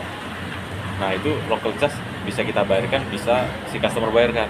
Nanti kita harus tanya detail sama si carrier, karena setiap carrier itu model perhitungannya, maksudnya pembatasannya ada yang berbeda-beda, nggak semua sama. Jadi kita emang di awal itu harus tanya info yang jelas sama carrier, biar kita nggak salah nge-quote. Bahasanya itu nge-quote, kalau kita ngasih harga ke customer nge-quote gitu, itu bahasanya gitu. Kalau job dari yang ditanyain dari customer ke kita, bahasanya inquiry atau query. Inquiry. Tuh. Jadi kalau FCL berdasarkan itu aja, rates dari carrier. Kalau mau pakai insurance, kita cek ke third party insurance berapa insurance-nya dari total nilai barang, udah ditambahin aja sama profit kita. Tapi kalau LCL, itu yang agak ribet. LCL ini untuk air sama sea, ada juga land, cuman land itu agak jarang kalau di sini dipakai. Kalau di sini pakai land itu kayak darat, truk. Itu hitungannya biasanya per lori, per trip, per lori. Tapi kalau di Jawa itu biasa ada yang per kilo, ada per kubikasi, ada segala macam gitu. Kalau kita di sini kalau nggak per trip, per lori ya bahasanya. Tapi kalau untuk air sama sea ada rumusnya masing-masing. Jadi kalau untuk air ada maksimum dimensi, ada maksimum berat per package ya, bukan keseluruhan ya. Kadang keseluruhan ini bisa berarti dia misalnya nih satu shipment ada 10 package, masing-masing package ini punya berat 1 ton misalnya, jadi ada 10 ton, 10 package 10 ton. Nah, itu harus hati-hati, kita harus cek ini halal ini detail ke customer, karena ini yang sering saya alami dulu, nombok-nombok gara-gara ini juga.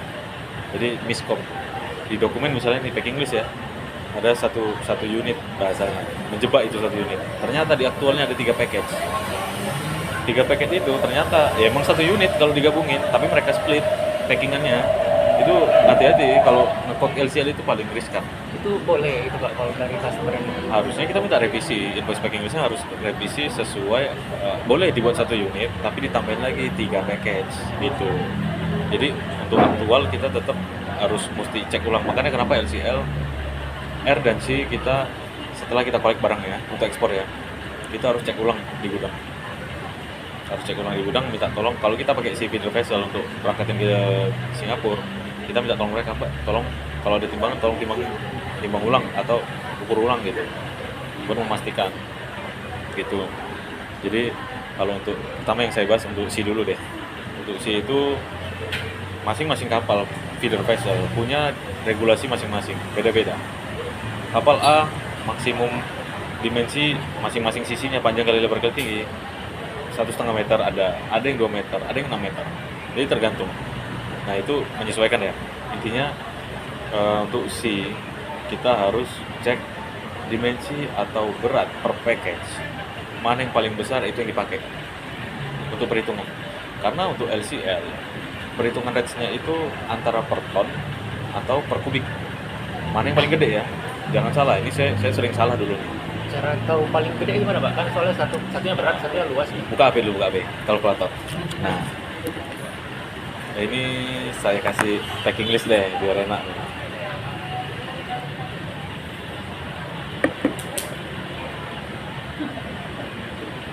Packing list gitu. Ini packing list barang pindahan aja deh biar mudah.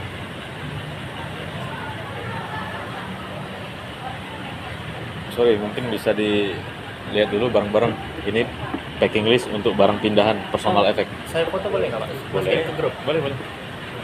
Kalau mau filenya nanti saya kirim ke Rizka filenya.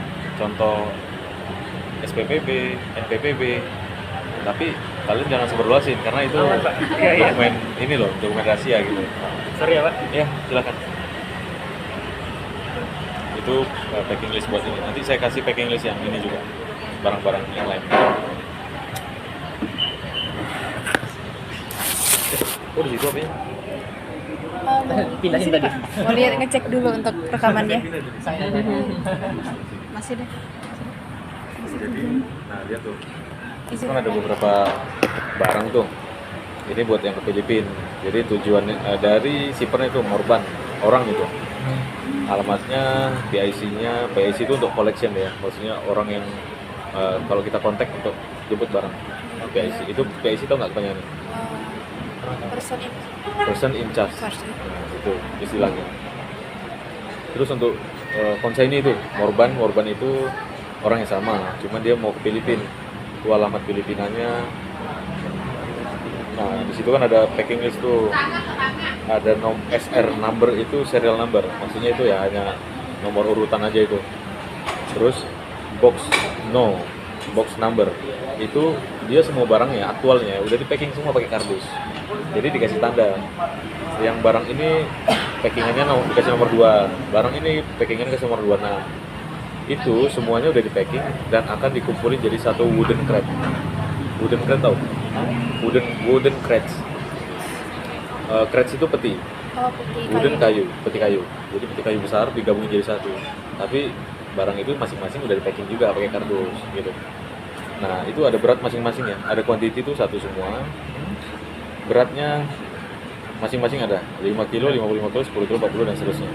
Nah, dimension di sini sebenarnya kurang lengkap. Kenapa kurang lengkap? Ini saya nggak tahu nih final dimensinya ada berapa paket. Walaupun ada satu ukuran dimensi, hitungan dimensi, saya belum harus ditambahin nih. Yang sebenarnya ya harus tambahin ada berapa paket. Misalnya di sini 2 paket, itu tandanya kalau ada dimensi seperti ini dimensi per paketnya. Kalau ada 2 paket, tulisannya 2 paket ya. Kalau di sini 1 paket, tandanya itu ukuran buat 1 paket.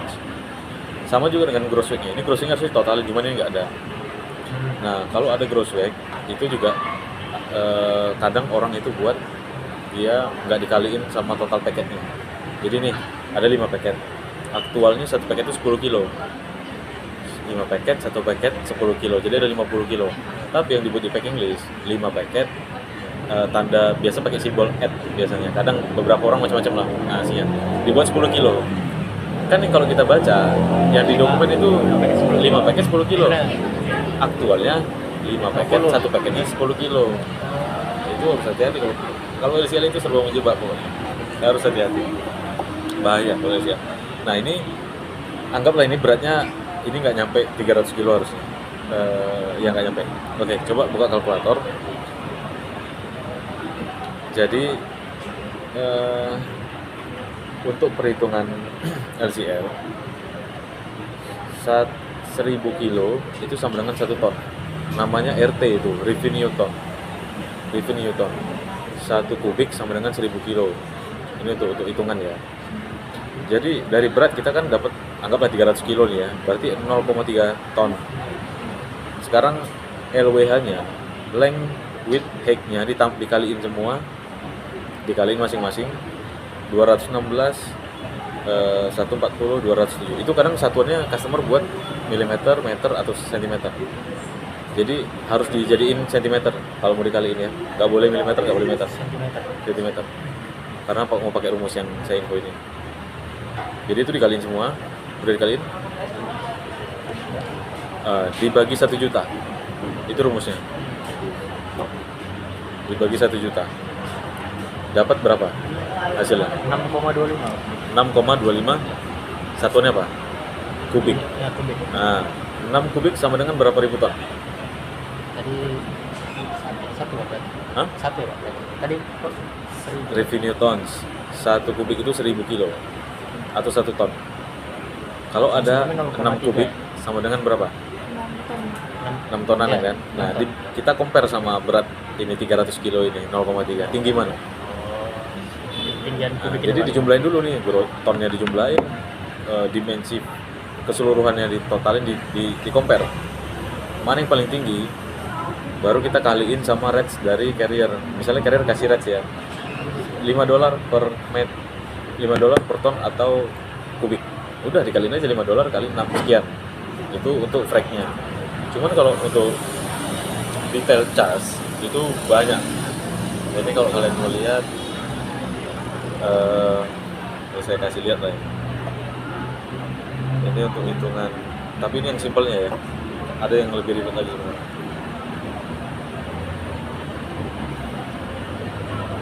Nah, oke, nih. Sorry. Boleh foto juga Pak? Boleh. Coba foto aja. Tapi jangan ini ya, jangan disebarin ya. Ini lebih sensi lagi daripada yang tadi. Karena ini range dari ini.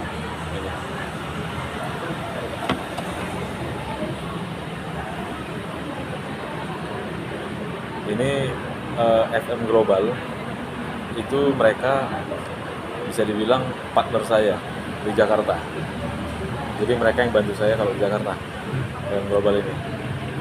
Nah, jadi untuk yang ini saya itu minta harga, minta range, inquiry sama mereka. Jadi di situ ada tuh POL-nya Singapura, POD-nya Jakarta, termnya export, ya kan? Iya. Nah kebetulan yang ini itu via C, yang atas ya, yang bawahnya ada R sih, cuman yang atas C. Oke, jadi bisa dilihat tuh, itu kalau dari carrier ada namanya origin charge. Origin charge itu local charge sama local charge yang di Singapura.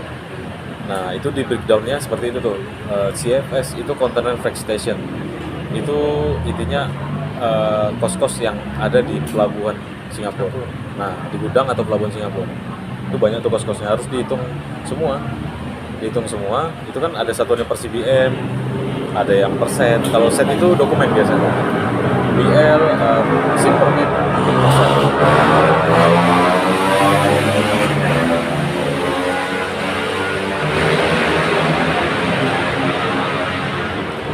Nah, itu kalian cek, hitung-hitung semua. Setelah hitung, ada tuh frag charge-nya tuh. Nah, frag charge-nya disendiriin karena emang itu yang saya bilang tadi. Misalnya kalian ngasih 5 USD per metrik atau apa namanya ton.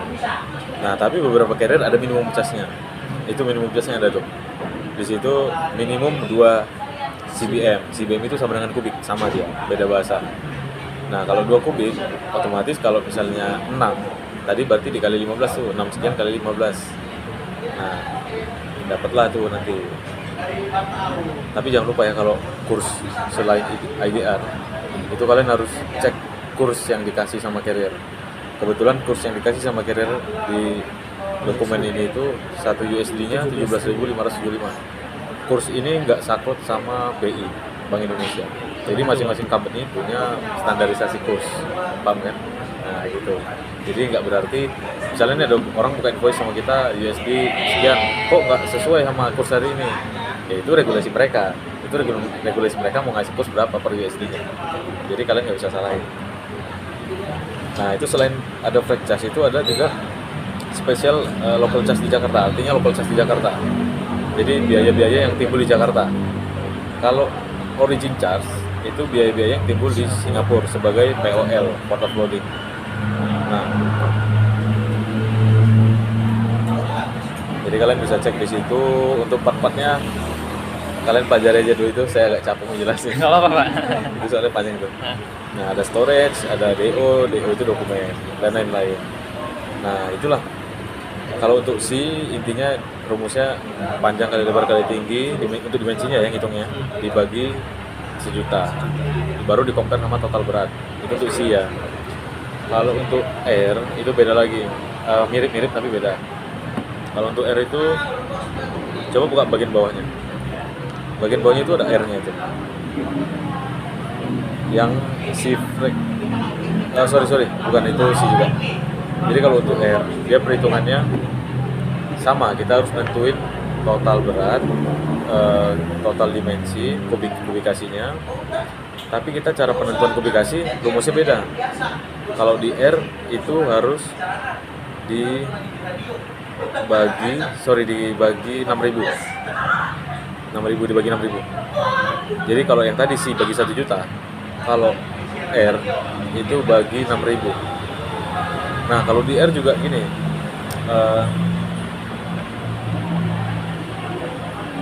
sering di R itu aktual sama dokumentasi beda untuk penentuan kubikasi atau berat, sering tuh terjadi. Misalnya nih kita hitung based on dokumen ya, sekian 2 ton misalnya, kubikasinya 3 kubik. Begitu dinyampe di bandara, di airport masing-masing, dia cek ulang itu pasti ada selisih. Saya tuh selama ini jarang ketemu yang dokumen sama aktual sama, jarang lah ketemu sama, selalu berbeda 0,15, berbeda 0,20. Saya kurang tahu juga itu mungkin itu regulasi airline-nya ya mungkin ya. Nah, jadi kalau di pesawat ini di by air itu bahasanya airline. Kalau di sea carrier. Nah, kalau airline ini mereka yang saya tahu ya nggak punya kontainer. Mereka hanya sewakan space di kabin, di bagasi aja, di gudangnya lah apa bahasanya untuk kargonya ya, gudang kargonya ya. Nah, di badan pesawatnya itulah pokoknya. Hanya itu aja yang mereka ini. Terus masing-masing airline juga punya regulasi juga, maksimal dimensi, total berat per dimensi, dan lain-lain itu mereka beda-beda masing-masing airline. Nah, jadi airline hitungnya seperti itu, dibagi 6.000 di compare sama berat. Tapi cost-nya jauh ya. Cost air itu bisa dibilang 2 atau 3 kali lipat daripada sih mahalnya. Karena saya kemarin baru ada jalan dari Cina, itu ada 3 ton, 3 ribuan kilo dari Cina ke Batam, ke Singapura. Cost-nya modalnya itu kurang lebih 80 jutaan. Itu belum sama cost yang lain. Jadi kalau sampai Batamnya saya sambungin pakai kapal feeder. Saya kolek pakai kapal feeder, saya arrange ke Batam, saya antar ke lokasi customer. Ya itu kena 95 juta juga kurang lebih 3 ton dari Cina. Tapi kalau pakai sih under 30 juta total cost-nya. Jadi sangat jauh berbeda C dan air. Biasanya kalau pakai air itu yang barang-barang kecil, yang urgent atau nggak urgent pun kalau kecil dikit itu pakai air. Tapi ada juga nih yang ini salah satunya customer saya urgent, barangnya 3 ton untuk project di Batam, mau nggak mau pakai air. Karena cuma tembus 6 hari itu dari door Cinanya, door Batam 6 hari. Kolek 1 hari 2 hari kurang lebih, berangkat hanya hitungan 8 jam kurang lebih dari Cina direct ke Singapura. Transit time itu kurang lebih 1-2 hari di Singapura, ke Batam 1 hari sampai Doring, jadi 6 hari kurang lebih. Lalu pakai C itu estimasi di 13 sampai 17 hari. 13 itu jarang sih. Transitnya nggak tentu, tergantung kapalnya. Kapalnya rute mana nih? Bakalan berhenti terus di masing-masing pelabuhan. Karena kalau kapal itu ya, semakin dia banyak berhenti, semakin untung dia. Paham nggak logikanya? Ya kan? Dia kalau dikit pelabuhan transitnya, yang dia dapetin dikit profitnya dari kargo-kargo itu yang sewa space di kapal, sedikit dia dapat. Tapi semakin dia banyak transit, dia nurunin yang tujuan ke situ, dia naikin yang dari situ ke tujuan lainnya, gitu-gitu terus. Nah, gitu-gitu terus. Jadi profitnya banyak. Gitu logikanya. Nah, jadi untuk perhitungan C, R udah tahu kan? Nah, yang ribet LCL lah intinya. Kalau untuk FCL simple. Nggak gitu susah. Untuk tadi yang lead time itu masih tergantung ini kan berarti kan Pak? Total bisa berarti ya? Gimana? Untuk lead time ya? Total lead time? Ya berarti itu tergantung incoterm bisa juga ya? Hitungnya nggak ada ilmu pasti ya? Kalau total time itu sebenarnya sih bergantung pada carrier-nya. Kalau si ya, dia carrier-nya itu transitnya kemana aja, terus apa namanya, proses dia transit itu seperti apa. Karena ya kalau beberapa carrier ada yang namanya jelek untuk transit gitu. Ada beberapa carrier yang namanya tuh forwarding pada tahu dia nggak bagus kalau transit, sering lama, macet. Ada mungkin problem ini itu segala macam lah. Itu salah satunya Yang Ming, kalau kalian tahu. Yang Ming nggak pernah lihat Yang Ming. Kalau kalian searching di Google itu carrier overseas keluar tuh, Mersland lah, CMA CGM, Costco, One, semua keluar. Nah Yang Ming ini terkenal punya transit time yang sering lama. Jadi para forwarding agak-agak ngeri-ngeri sedap mau pakai mereka gitu, karena bakalan delay nanti. Delay forwarding yang kena. Forwarding bang badan tetap disalin sama customer. Kenapa bapak pakai dia? Ada. Nanti kalau kita ngebantah lagi takutnya masalah kan, debat nanti ya, gitu.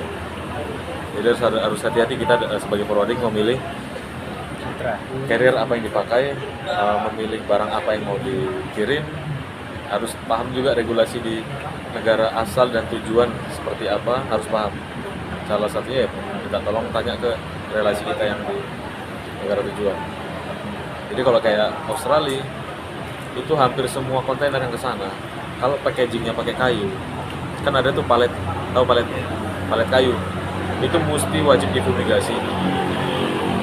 Fumigasi itu apa? Fumigasi itu dia treatment untuk membunuh bakteri, serangga dan lain-lain di kayu yang dipakai. Jadi safety lah kalau sampai di Australia, nggak meninggalkan apa ya bahasanya, wabah apalah gitu-gitulah, pokoknya entah racun tak apa tahu lah gitu, seperti itulah kurang lebih.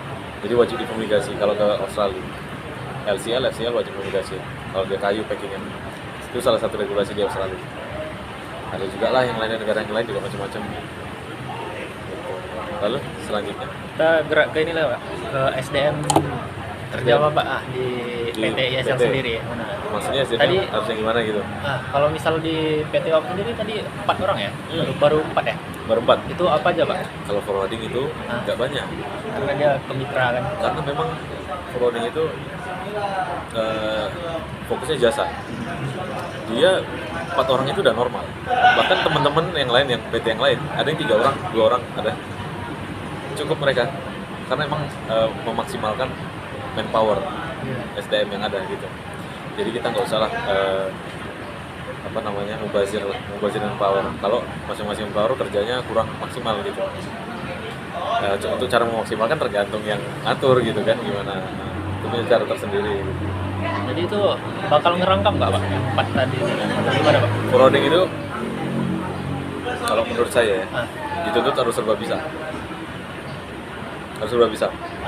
Mereka bisa di untuk shipment overseas, mereka harus bisa juga di domestik, mereka harus bisa mengerti juga untuk operation di Batam ataupun di negara tujuan, ataupun juga masalah dokumentasi, karena itu yang berhubungan, itu yang umumnya ya. Tapi kalau untuk special case kayak fumigasi, itu fumigasi special case.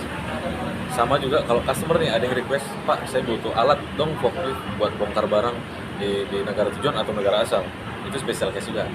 Nah itu dituntut serba bisa. Makanya kenapa saya bilang relasi.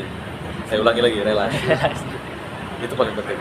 Nah, kita begitu punya banyak relasi, kita enak, kita mudah menghandle shipment-shipment yang spesial mungkin. Seperti itu. Kalau dari struktur organisasi Bapak ada pakai nggak? Saya ada pakai waktu pengajuan ini sih dulu, pengajuan untuk izin USS. Itu kan ada buat struktur organisasi. Jadi kalau struktur organisasi itu yang pertama saya direktur, ibu saya komisaris, bawahnya lagi ada finance, dan ada operation serta customer service. Itu satu jajaran. Operation, finance, customer service. Itu satu jajaran. Jadi di atas itu ada komisaris dan direktur. Jadi saya yang paling atas, ibu saya di bawah saya, di bawah ibu saya langsung mereka. Karena itu simpel. Mungkin nanti ya mudah-mudahan makin gede, amin, besar, kedepannya mungkin ada manajer operation atau manajer finance atau supervisor, dan lain-lain gitu. Mungkin salah satu dari kami, Pak. Amin. Amin. Ya menutup kemungkinan kalau kalian nanti sehat selalu, panjang Amin. umur, ada rezekinya di tempat saya, itu nggak menutup kemungkinan saya bisa panggil lagi gitu, atau saya terima entah prakteknya lah atau apanya gitu kan. Karena kemarin ada juga yang beberapa yang mau, bukan beberapa, ada satu orang yang dari kampus mana saya lupa, dia mau praktek warehouse. Masalahnya kan saya nggak punya warehouse sendiri nih, saya kan pakai third party, agak susah gitu jadinya kan. Jadi ya saya bilang aja, mohon maaf saya untuk warehouse sedang tidak bisa menerima gitu kalau untuk orang yang praktek gitu, kecuali yang di office-nya mungkin saya bisa terima gitu. Kalau warehouse kan istilahnya udah pakai third party gitu kan, kita nggak enak juga mau numpangin gitu. Kalau SOP sendiri di sana ketat nggak sih, Pak? Kalau Bapak sendiri yang ini? Kalau saya nggak ketat. Yang penting komunikasi, kerjaan beres, komunikasi jangan slow. Itu aja. Teman-teman saya yang bantuin saya itu datang suka-suka, datang jam 10, jam setengah 9, terus siang mau pulang dulu bentar, mau balik lagi, sore mau pulang jam 4, nggak apa-apa, silakan. Asal beres kerjanya. Selagi beres kerjaan, komunikasi nggak terhambat ya, karena saya nggak mau komunikasi terhambat. Saya paling marah kalau komunikasi terhambat. Masalahnya semua saya udah fasilitasin, dari HP, laptop, pulsa segala macam. Saya fasilitasin. Kalau sampai saya butuh atau customer butuh, harus tanggung jawab. Pasar semua. Karena dikala persaingan saat ini, persaingan ketat, harga itu udah nggak terlalu menjadi problem. Yang menjadi problem sekarang kecocokan, apa ya bahasanya, kayak chemistry ya, chemistry kita ke customer, itu sebenarnya yang paling menolong sekarang. Ini clue ya buat kalian ya. Jadi sekarang kalau untuk service itu kurang lebih aja, harga kurang lebih aja, lead time gitu-gitu kurang lebih, chemistry yang paling penting. Karena sampai sekarang saya masih percaya saya ngejaga customer itu lewat hati bahasanya. Selagi saya bisa membuat mereka itu kayak senang, happy, terus kayak bikin Pak Raffi lah yang bisa nih bantu saya istilahnya gitu. Itu saya selalu jaga itu sekarang. Kenapa WA saya juga hampir ribuan? Ya karena itu juga. Begitu mereka chat, saya balas, saya cepat, saya usahain cepat balas ya. Mereka butuh apa, saya cari tahu langsung. Cepat pokoknya, harus cepat. Ini kalau WA kalian ada yang punya Samsung, Samsung klik aja WA-nya tuh, nanti gini, WA-nya klik gini kan, terus tanda seru ini, tangan kiri ya, tanda seru, buka screen time, itu buat screen time. Jadi ini total notifikasi, ini tanggal 25, tanggal 25, 24, 23, itu 3.006 Di WA. tanggal 22, 1892, 1.700, 1.700. Kalau minggu lalu, ini hari Sabtu ya, ini Jumat, ini Kamis, ini Rabu, Selasa, 900. pokoknya ya gitu lah. Nah coba cek di HP Samsungnya berapa. Enggak, ini beda. Oh beda, Samsungnya berapa coba? Wah, itu kan. Nah itu, intinya kita harus proaktif. Karena hanya itu yang sekarang bisa menolong. Maksudnya menolong kita sebagai forwarding, menjaga kepercayaan customer dan lain-lain. Saya pun udah istilahnya udah nggak tahu lagi harus gimana karena saking banyaknya persaingan sekarang. Teman-teman yang lain juga, saya sih nggak melarang mereka buat PT sendiri ya, kayak agak jujur dalam hati itu ada rasa kayak gitu kan. Walaupun saya support nih gitu kan, ya buka lah nanti gini deh kan, buka aja. Tapi dalam hati lemes gitu kayak, paham nggak sih rasanya gitu gimana itu? Gitu. Klien sendiri masih bapak yang nanganin secara langsung dia baru. Jadi itu sebenarnya tergantung pribadi yang mengatur ya gimana. Kalau saya itu, saya nggak akan lepaskan semua ke teman-teman. Maksudnya nggak full, saya nggak handle ya. Saya tetap tempel semua. Itu buat menjaga.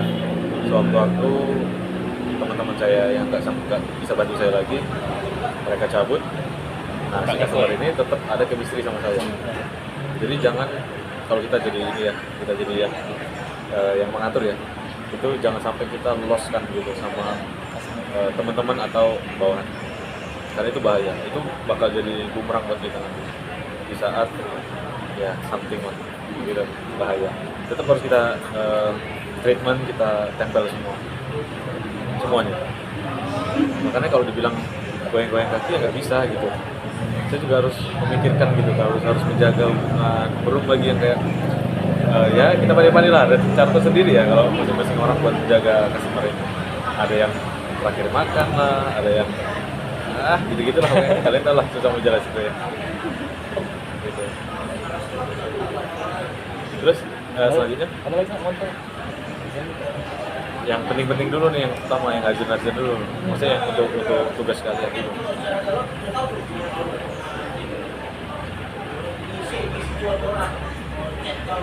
Rumus-rumus atau apa yang kalian belum tahu.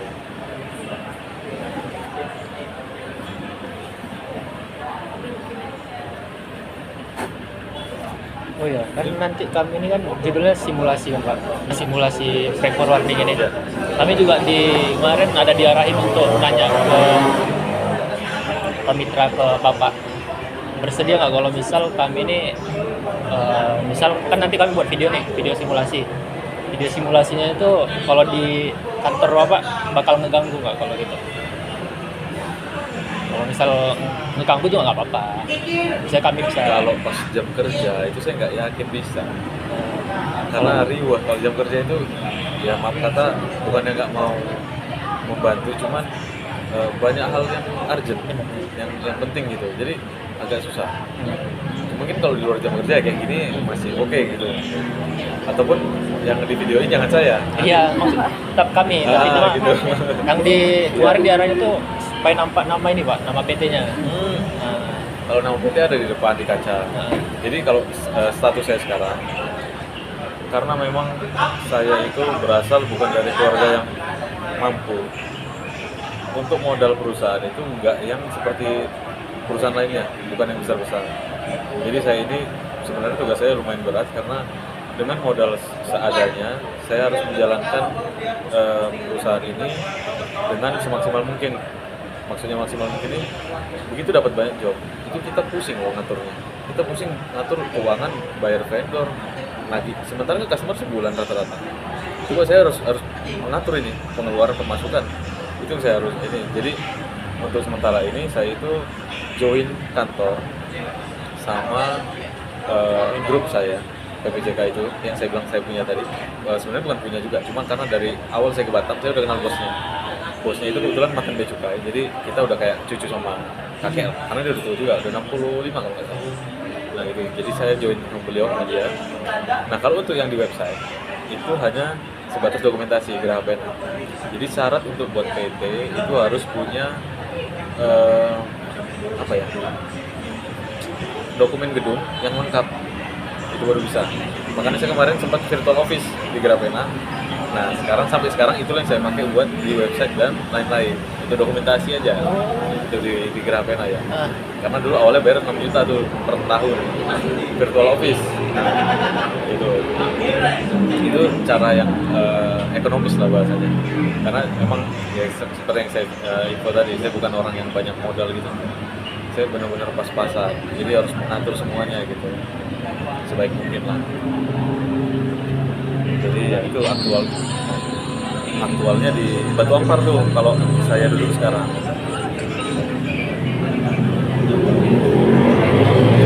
Jadi nanti kalau buat video bisa sih di kantor, tapi mungkin pas hari Sabtu ya. Sabtu. Kalau Senin sampai Jumat itu riuh, benar.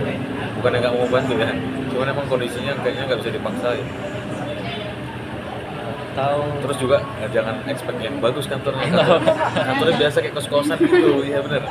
Cuman ya lorong, ada ruangan, meja tim PPJK-nya. Kalau saya mejanya masih sini punya yang punya PPJK. Saya itu biasa duduk di lorong yang biasa tempat merokok. Saya biasa duduk di situ karena di dalam ruangan itu ada perempuan yang nggak bisa merokok dan ruangannya ber-AC. Jadi saya milih di lorong kecil, meja kecil. Saya duduk gini tiap hari, keringet-keringetan, ada kipas di atasnya, cuman ya udahlah gitu kan, nggak apa-apa. Namanya kita merintis, nggak bisa kita ya inilah. Karena kan saya juga terlahir dari keluarga yang bisa dibilang pas-pasan. Jadi saya udah bersahabat sama kondisi yang seperti itu. Kalau gitu Bisa nanti Sabtu sih paling. kalau Kalau mau buat video. kalau gitu mungkin paling kita ini sih Pak, berkunjung aja mungkin. Jadi kita lebih tahu gimana Bapak di dalam kantor itu aja. Kalau buat video nggak usah, nggak apa-apa. Soalnya kita boleh. ya soalnya nanti bakal ribet juga berhari, mungkin Iya. berapa kali take gitu nanti Pak. Paling Terus kalau berkunjungnya Sabtu. ya Bapak Bapak bisanya kapan? satu. Kalau Senin sampai Jumat benar. Saya Iya, nggak apa-apa. Terigu pokoknya. Ah. Nggak bisa ngomong gitu kan. Telepon, email semua kan saya harusnya baik terus. Gitu. Jadi Sabtu depan ya mau ke kantor jadinya. Kalau misal Bapak free, kita ngikut Boleh. Bapak. Iya. Sabtu depan boleh. Nanti saya share log alamat kantornya. Ah. Dia pokoknya dekat Bluebird, tau nggak? Batu Empat. Bluebird. Yang dia lokasinya itu banyak mobil-mobil tarik, mobil-mobil leasing yang ditarik lah istilahnya sama leasing. Tahu nggak? Kurang tahu. Deretan Montesiana. Ya, nanti saya share log aja deh teman. Pokoknya nanti Sabtu depan infoin kalau berapa orang nanti mau datang Sabtu depan. 6-6-nya. Boleh nggak apa-apa? Nggak apa-apa. Boleh Pak. Siap. Boleh. Aman. Aja Pak. Oh, iya, siap, boleh. Terus selain saya kalian ada minta referensi ke prodi lain? Ada, cuma beberapa ada yang nggak balas ya. Nggak balas. Nggak ada yang Ah. Nah, ini yang saya sampaikan tadi kan, si Wawa itu kan bilang gitu, Pak, saya ini cuma bapak yang ini repot ya, kasihan gitu. Itu kalau untuk berbagi sih nggak ada masalah gitu kan. Selagi nggak yang esensi saya bagi gitu. Karena ilmu saya kan amal jariah juga buat saya kan. Itu yang pokok-pokok inti-inti udah oke semua. Ada lagi nggak yang mana ya? Yang inti-intinya kalau ada yang belum kita gas lagi sebelum maghrib, sebelum sholat. Ada.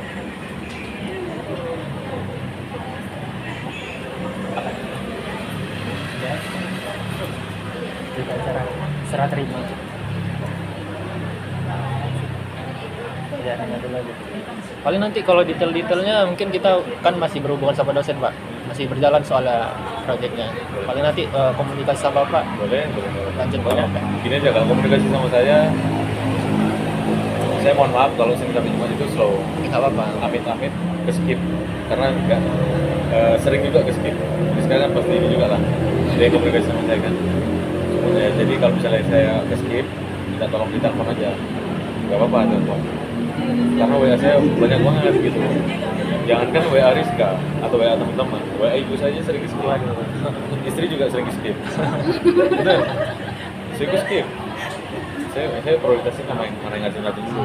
Karena kan kalau ada WA dari keluarga sih baca gitu. Cuma kayak kalau yang dikira nggak urgent, saya ini tuh lama-kelamaan ketemu tuh udah lupa. Nggak ingat lagi. Jadi kalau misal ngehubungin Bapak kan, misal Bapak ada jam-jam kerja gitu. Kalau misal ini time aja nggak apa-apa. apa Pak? Nggak apa-apa. Gitu. Paling nanti kalau saya lagi telepon tuh, kalian telepon paling mau manggil, itu sering tuh. Dia sering tuh. Kadang saya lagi telepon, ada 2 orang telepon bersamaan, atau lagi telepon chat masuk 5, 4, kayak gitulah kurang lebih kondisinya. Jadi sering banget gitu. Kan?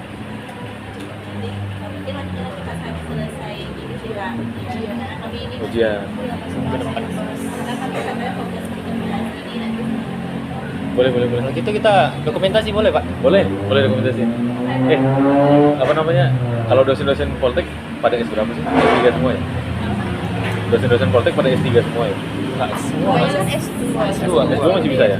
Pada S2 sih. Saya bisa ngelamar nih nanti nih Pada dosen satu Poltek. baik kemarin Iya. ada yang penyanyi apa enggak? Dua-dua apa? Iya, Nah, pada satu satu ya. S3. Oh iya. Oh itu siapa? Sorry. Temen Misal kami Pak. Oh, teman-teman. Jadi tiba-tiba kok fotoin gitu.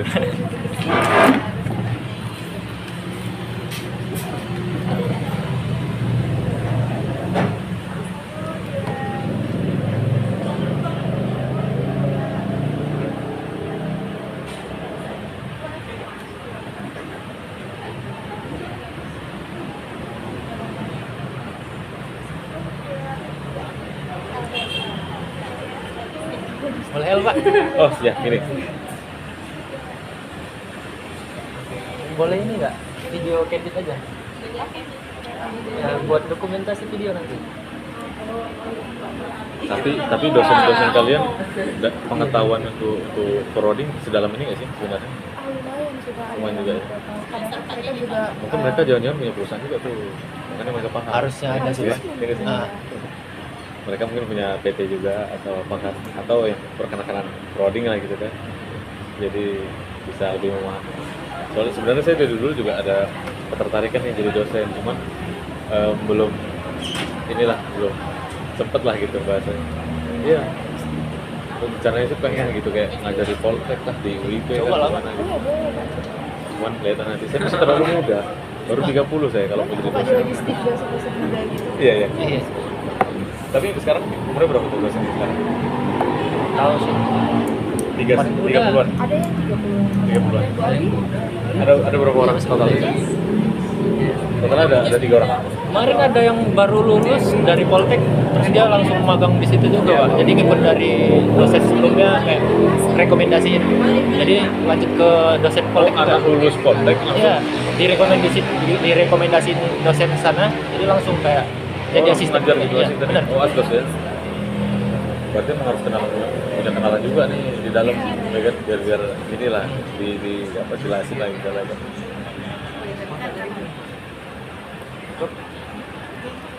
Nah, kalau kalian sadarin nama PT saya itu apa yang saya ceritain dari tadi nih. Bikin sukses. Saya punya impian, terus pengen sukses di bidang logistik. Nah, terus kenapa email saya juga ada, belum tahu email saya. Kalau kalian lihat tuh ada grup belakangnya, itu sebenarnya belum ada grup, cuman saya punya impian itu ada grupnya nanti. Saya buat grup dulu tapi penting buat aja dulu, nanti kalau udah ada company yang selanjutnya kan tinggal ngurusin aja tuh Makanya domainnya. mau buka bidang usaha lain tadi, Pak. Kalau usaha bidang usaha lain sih lagi prepare nih bulan 6 buka di bengkel. Saya hobi motor, terus buka bengkel motor. Itu memang hobi, Pak. Hobi saya kalau motor. Terus buka bengkel motor, terus ya nanti ada bisnis lain yang menyusul. Disukai ya. Ya karena itulah dari Pak Fik, Global Group dan Majestic Group itu benar-benar jadi apa ya, bikin saya tuh wah gitu, kayak pengen gitu kayak mereka gitu. Ya mungkin kalian juga setelah saya cerita ini bisa contoh saya gitu, motivasi lah dari saya gitu. Kalau sebelum 30 bisa juga sebenarnya punya bisnis sendiri gitu, asal mau berusaha dan ada jalannya gitu.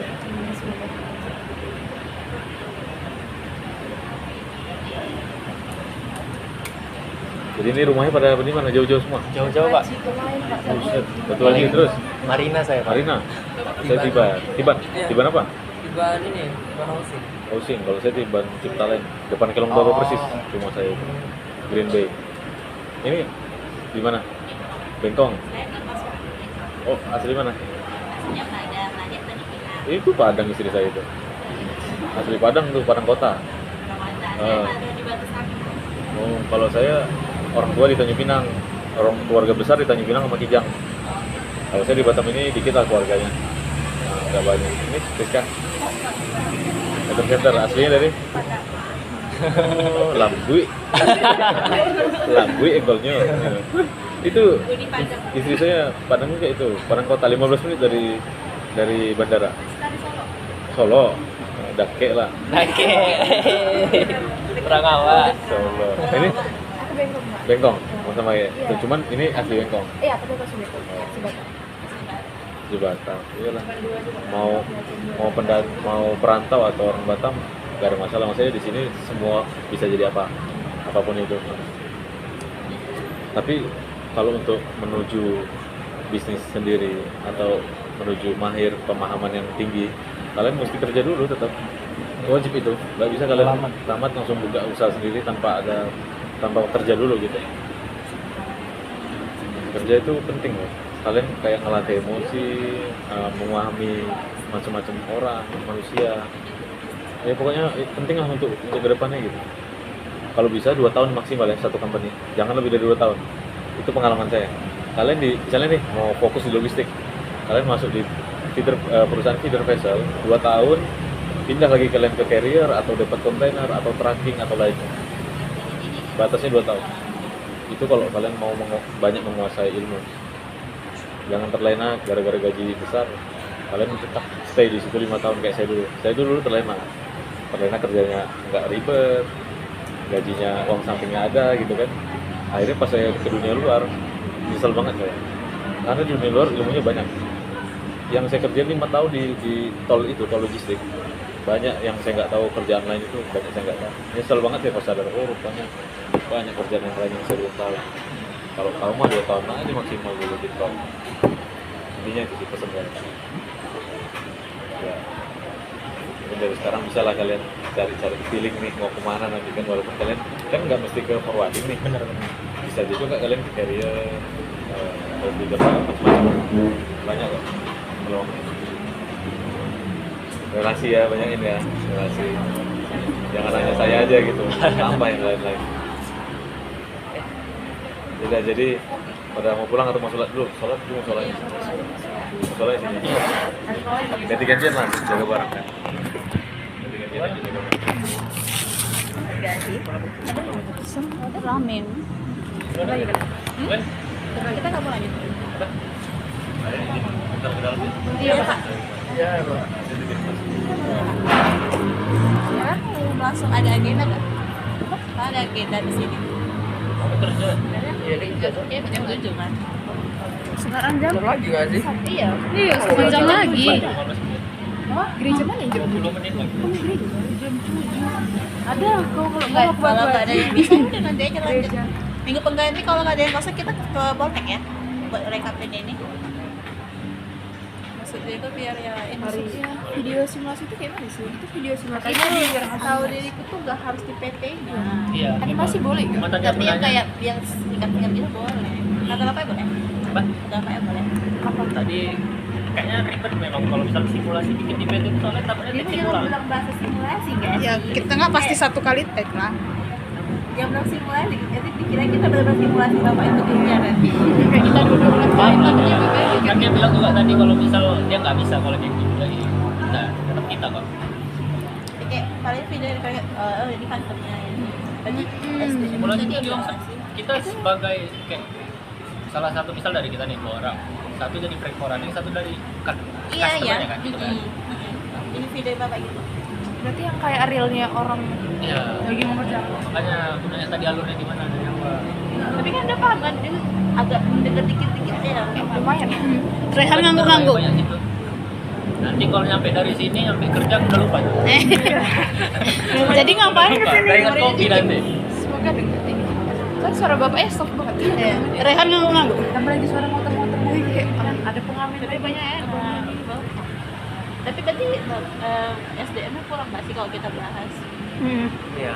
Paling kita bahas yang budaya SDM-nya yang nggak sih? Aku masih nggak ngerti yang kemarin, kan aku kemarin nonton zoomnya lagi kan, aku nggak join. Yang job specification itu apa ya? Job description. Aku nggak paham. Soalnya. Dosen tuh cuma bilang apa menganalisis kedefiniasinya. Iya, dia nggak kayak jelasin gitu loh pas Zoom. Cuman karena ada PPT disebutin. Pak Fuad SDM, yang ROB sama Pak Rido. Tapi kan bisa job description mereka tadi cuma 2 finance, 1 operation sama 1 customer service. Iya, rata-rata klien bapak itu yang megang. Iya, karena bapak yang orang hukum kan. Yang mereka tuh yang adminnya itu cuma Cuma job Iya. desk mereka aja. Jadi kalau ROB apa? Berarti yang RCL tadi. Yang informasi tadi. ya? Pokoknya termasuk. Setahu diriku bapak tuh kayak ngitung tentang LCL-nya. Iya, Tapi pas bapak itu gitu. Kayak Ini faktor kan itu ya. optimalisasi kan. Iya. Maksudnya, Dari yang konten gitu-gitu. hasilnya itu kan. Makanya Kita bahas lagi gak sih Pak Rido? Kayak Pak Rido boleh gak sih ini perencanaan kapasitasnya untuk LCL bukan untuk pengiriman rute dan sebagainya. Karena kita belum pernah belajar itu. Kalau ibu pakai hitungan apa sih? Simplex. Kan Simplex bisa masuk. Mana bisa? Bisa nggak sih? Mana kan dibilang ada yang siap ujian. Iya. Soal juga. Itu nggak soal asap. Kayaknya mereka nggak hitung pengiriman lah, itu lebih ke carriers tadi kata bapaknya. Kita Jadi sholat. pengiriman yang tadi itu lebih ke carriers. Dia yang hitung ini harus ke mana. Kalau efeknya ya tinggal ngasih terus kayak berapa Bisa, tempatnya. kalau ROB itu kayaknya karena dia data itu kita bisa ngedami. Cuma kita Iya. harus tahu alat dari Kok mana sendiri ya aja kesini? sih. Lebih tepatnya gitu. Betul. Berarti mungkin kayak minta contoh ini nggak sih? Oh pantas lah mereka berdua. Contoh Di yang- centang Yang satu. tadi yang Jakarta itu kayaknya bisa deh. Aha. Coba. Karena ada transit ke Jakarta Yang kan, Di ada Jakarta beberapa. baru Iya. ke Singapura lagi Iya, ya. mungkin tuh bisa. merah. Oh, untuk rute itu berarti. Apa? Rute Emang dari itu. Dia Kalau mau pakai yang simplex itu. Yang ketiban itu ke tempat kerja tempatnya. Bukan yang Oh, di dia di Tiban tempat kerjanya. Bukan masih safety agak sana Marina, tapi dia Marina ujung. Saya nggak sholat dulu di jam. soalnya tadi banyak. Sholat sana di dia. Mau pinjam jilbab Ika nggak? Aku juga belum. Masuk sana. Aku lagi mencari gereja jam 7. Company lain yang kalian approach sama aja. Yang kau cari itu apa? Iya, Bu. Nanti langsung cek. Ya. Itu ya. Thank you ya. Iya. Kalau istri saya itu kalau istri saya itu nama company-nya Goodrich. Ya, Goodrich. Apa Jadi kami ketemunya dulu via email cerita. Iya. Itu kalau sering email-emailan kan ternyata jodohnya di email. Global pertama grup. Itu yang saya maksud tadi. Oh, Itu besar global tadi. group. Itu saya dulu di sana 6 tahunan. Itu yang saya bilang global group, majestic group. Nah, ini mah tak bisa saya dulu. Global group. Itu yang saya cek Pak. Siapa namanya? Enggak ada Pak. Kami ambil dari iya karena ambil dari website. Dan itu akun bisnis. Jadi apa namanya botnya yang jawab. Cuma thank you. Thank you aja. Sampai sekarang. Sampai sekarang thank you. Gak berubah thank you. Udah gede banget, jadi kayak Iya itu sama yang kita bilang karena terlalu gede jadi nggak berhenti. Iya. Jadi susah. Susah lah. Malah kasusnya di depan. Ya tuh sebenarnya bisa diterima, cuma kata gitu yang nggak banyak. Terus dihubungilah ya kemana dengan meeting. Fikri. banyak tuh ada macam-macam. Ucuk. Tapi nanti tinggalin Dini. Bisa soalnya global benernya gitu loh. Dan saya kan kecil ada bilang segini, kami cek dapat Global pertama. Selain dua itu global sama pilot sama lagi. ada nggak kita? 3 aja Pak, kalau 3 aja. Ika chat Bapak, aku global sama dunia. Udah aku chat bilang. Jadi si Wawa itu dulu nggak sama kalian. Nggak kenal. Kontak juga soal Dia jurusan logistik juga. Aku kenal nggak? Kayaknya dia 2 tahun di atas kita. Aku sih nggak kenal karena aku nggak kenal. Kamu aja. Ini kalau di 2004, 2005 Cutting gitu nggak? kita kan masih maba kan di situ. Apa ya kita? Iya deh. Iya maba. FF ya. Mungkin dia 2 tahun di atas kita. Oh, kalau dulu dia saya jadi objek studinya. Oh iya. Sesuatu. Tapi yang saya tahu di sini misalnya logistik juga. Ada perdagangan internasional atau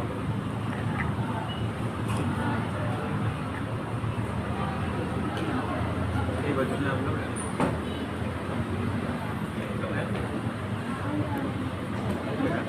Nih.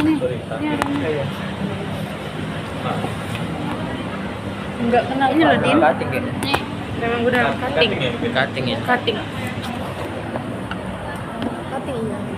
2025.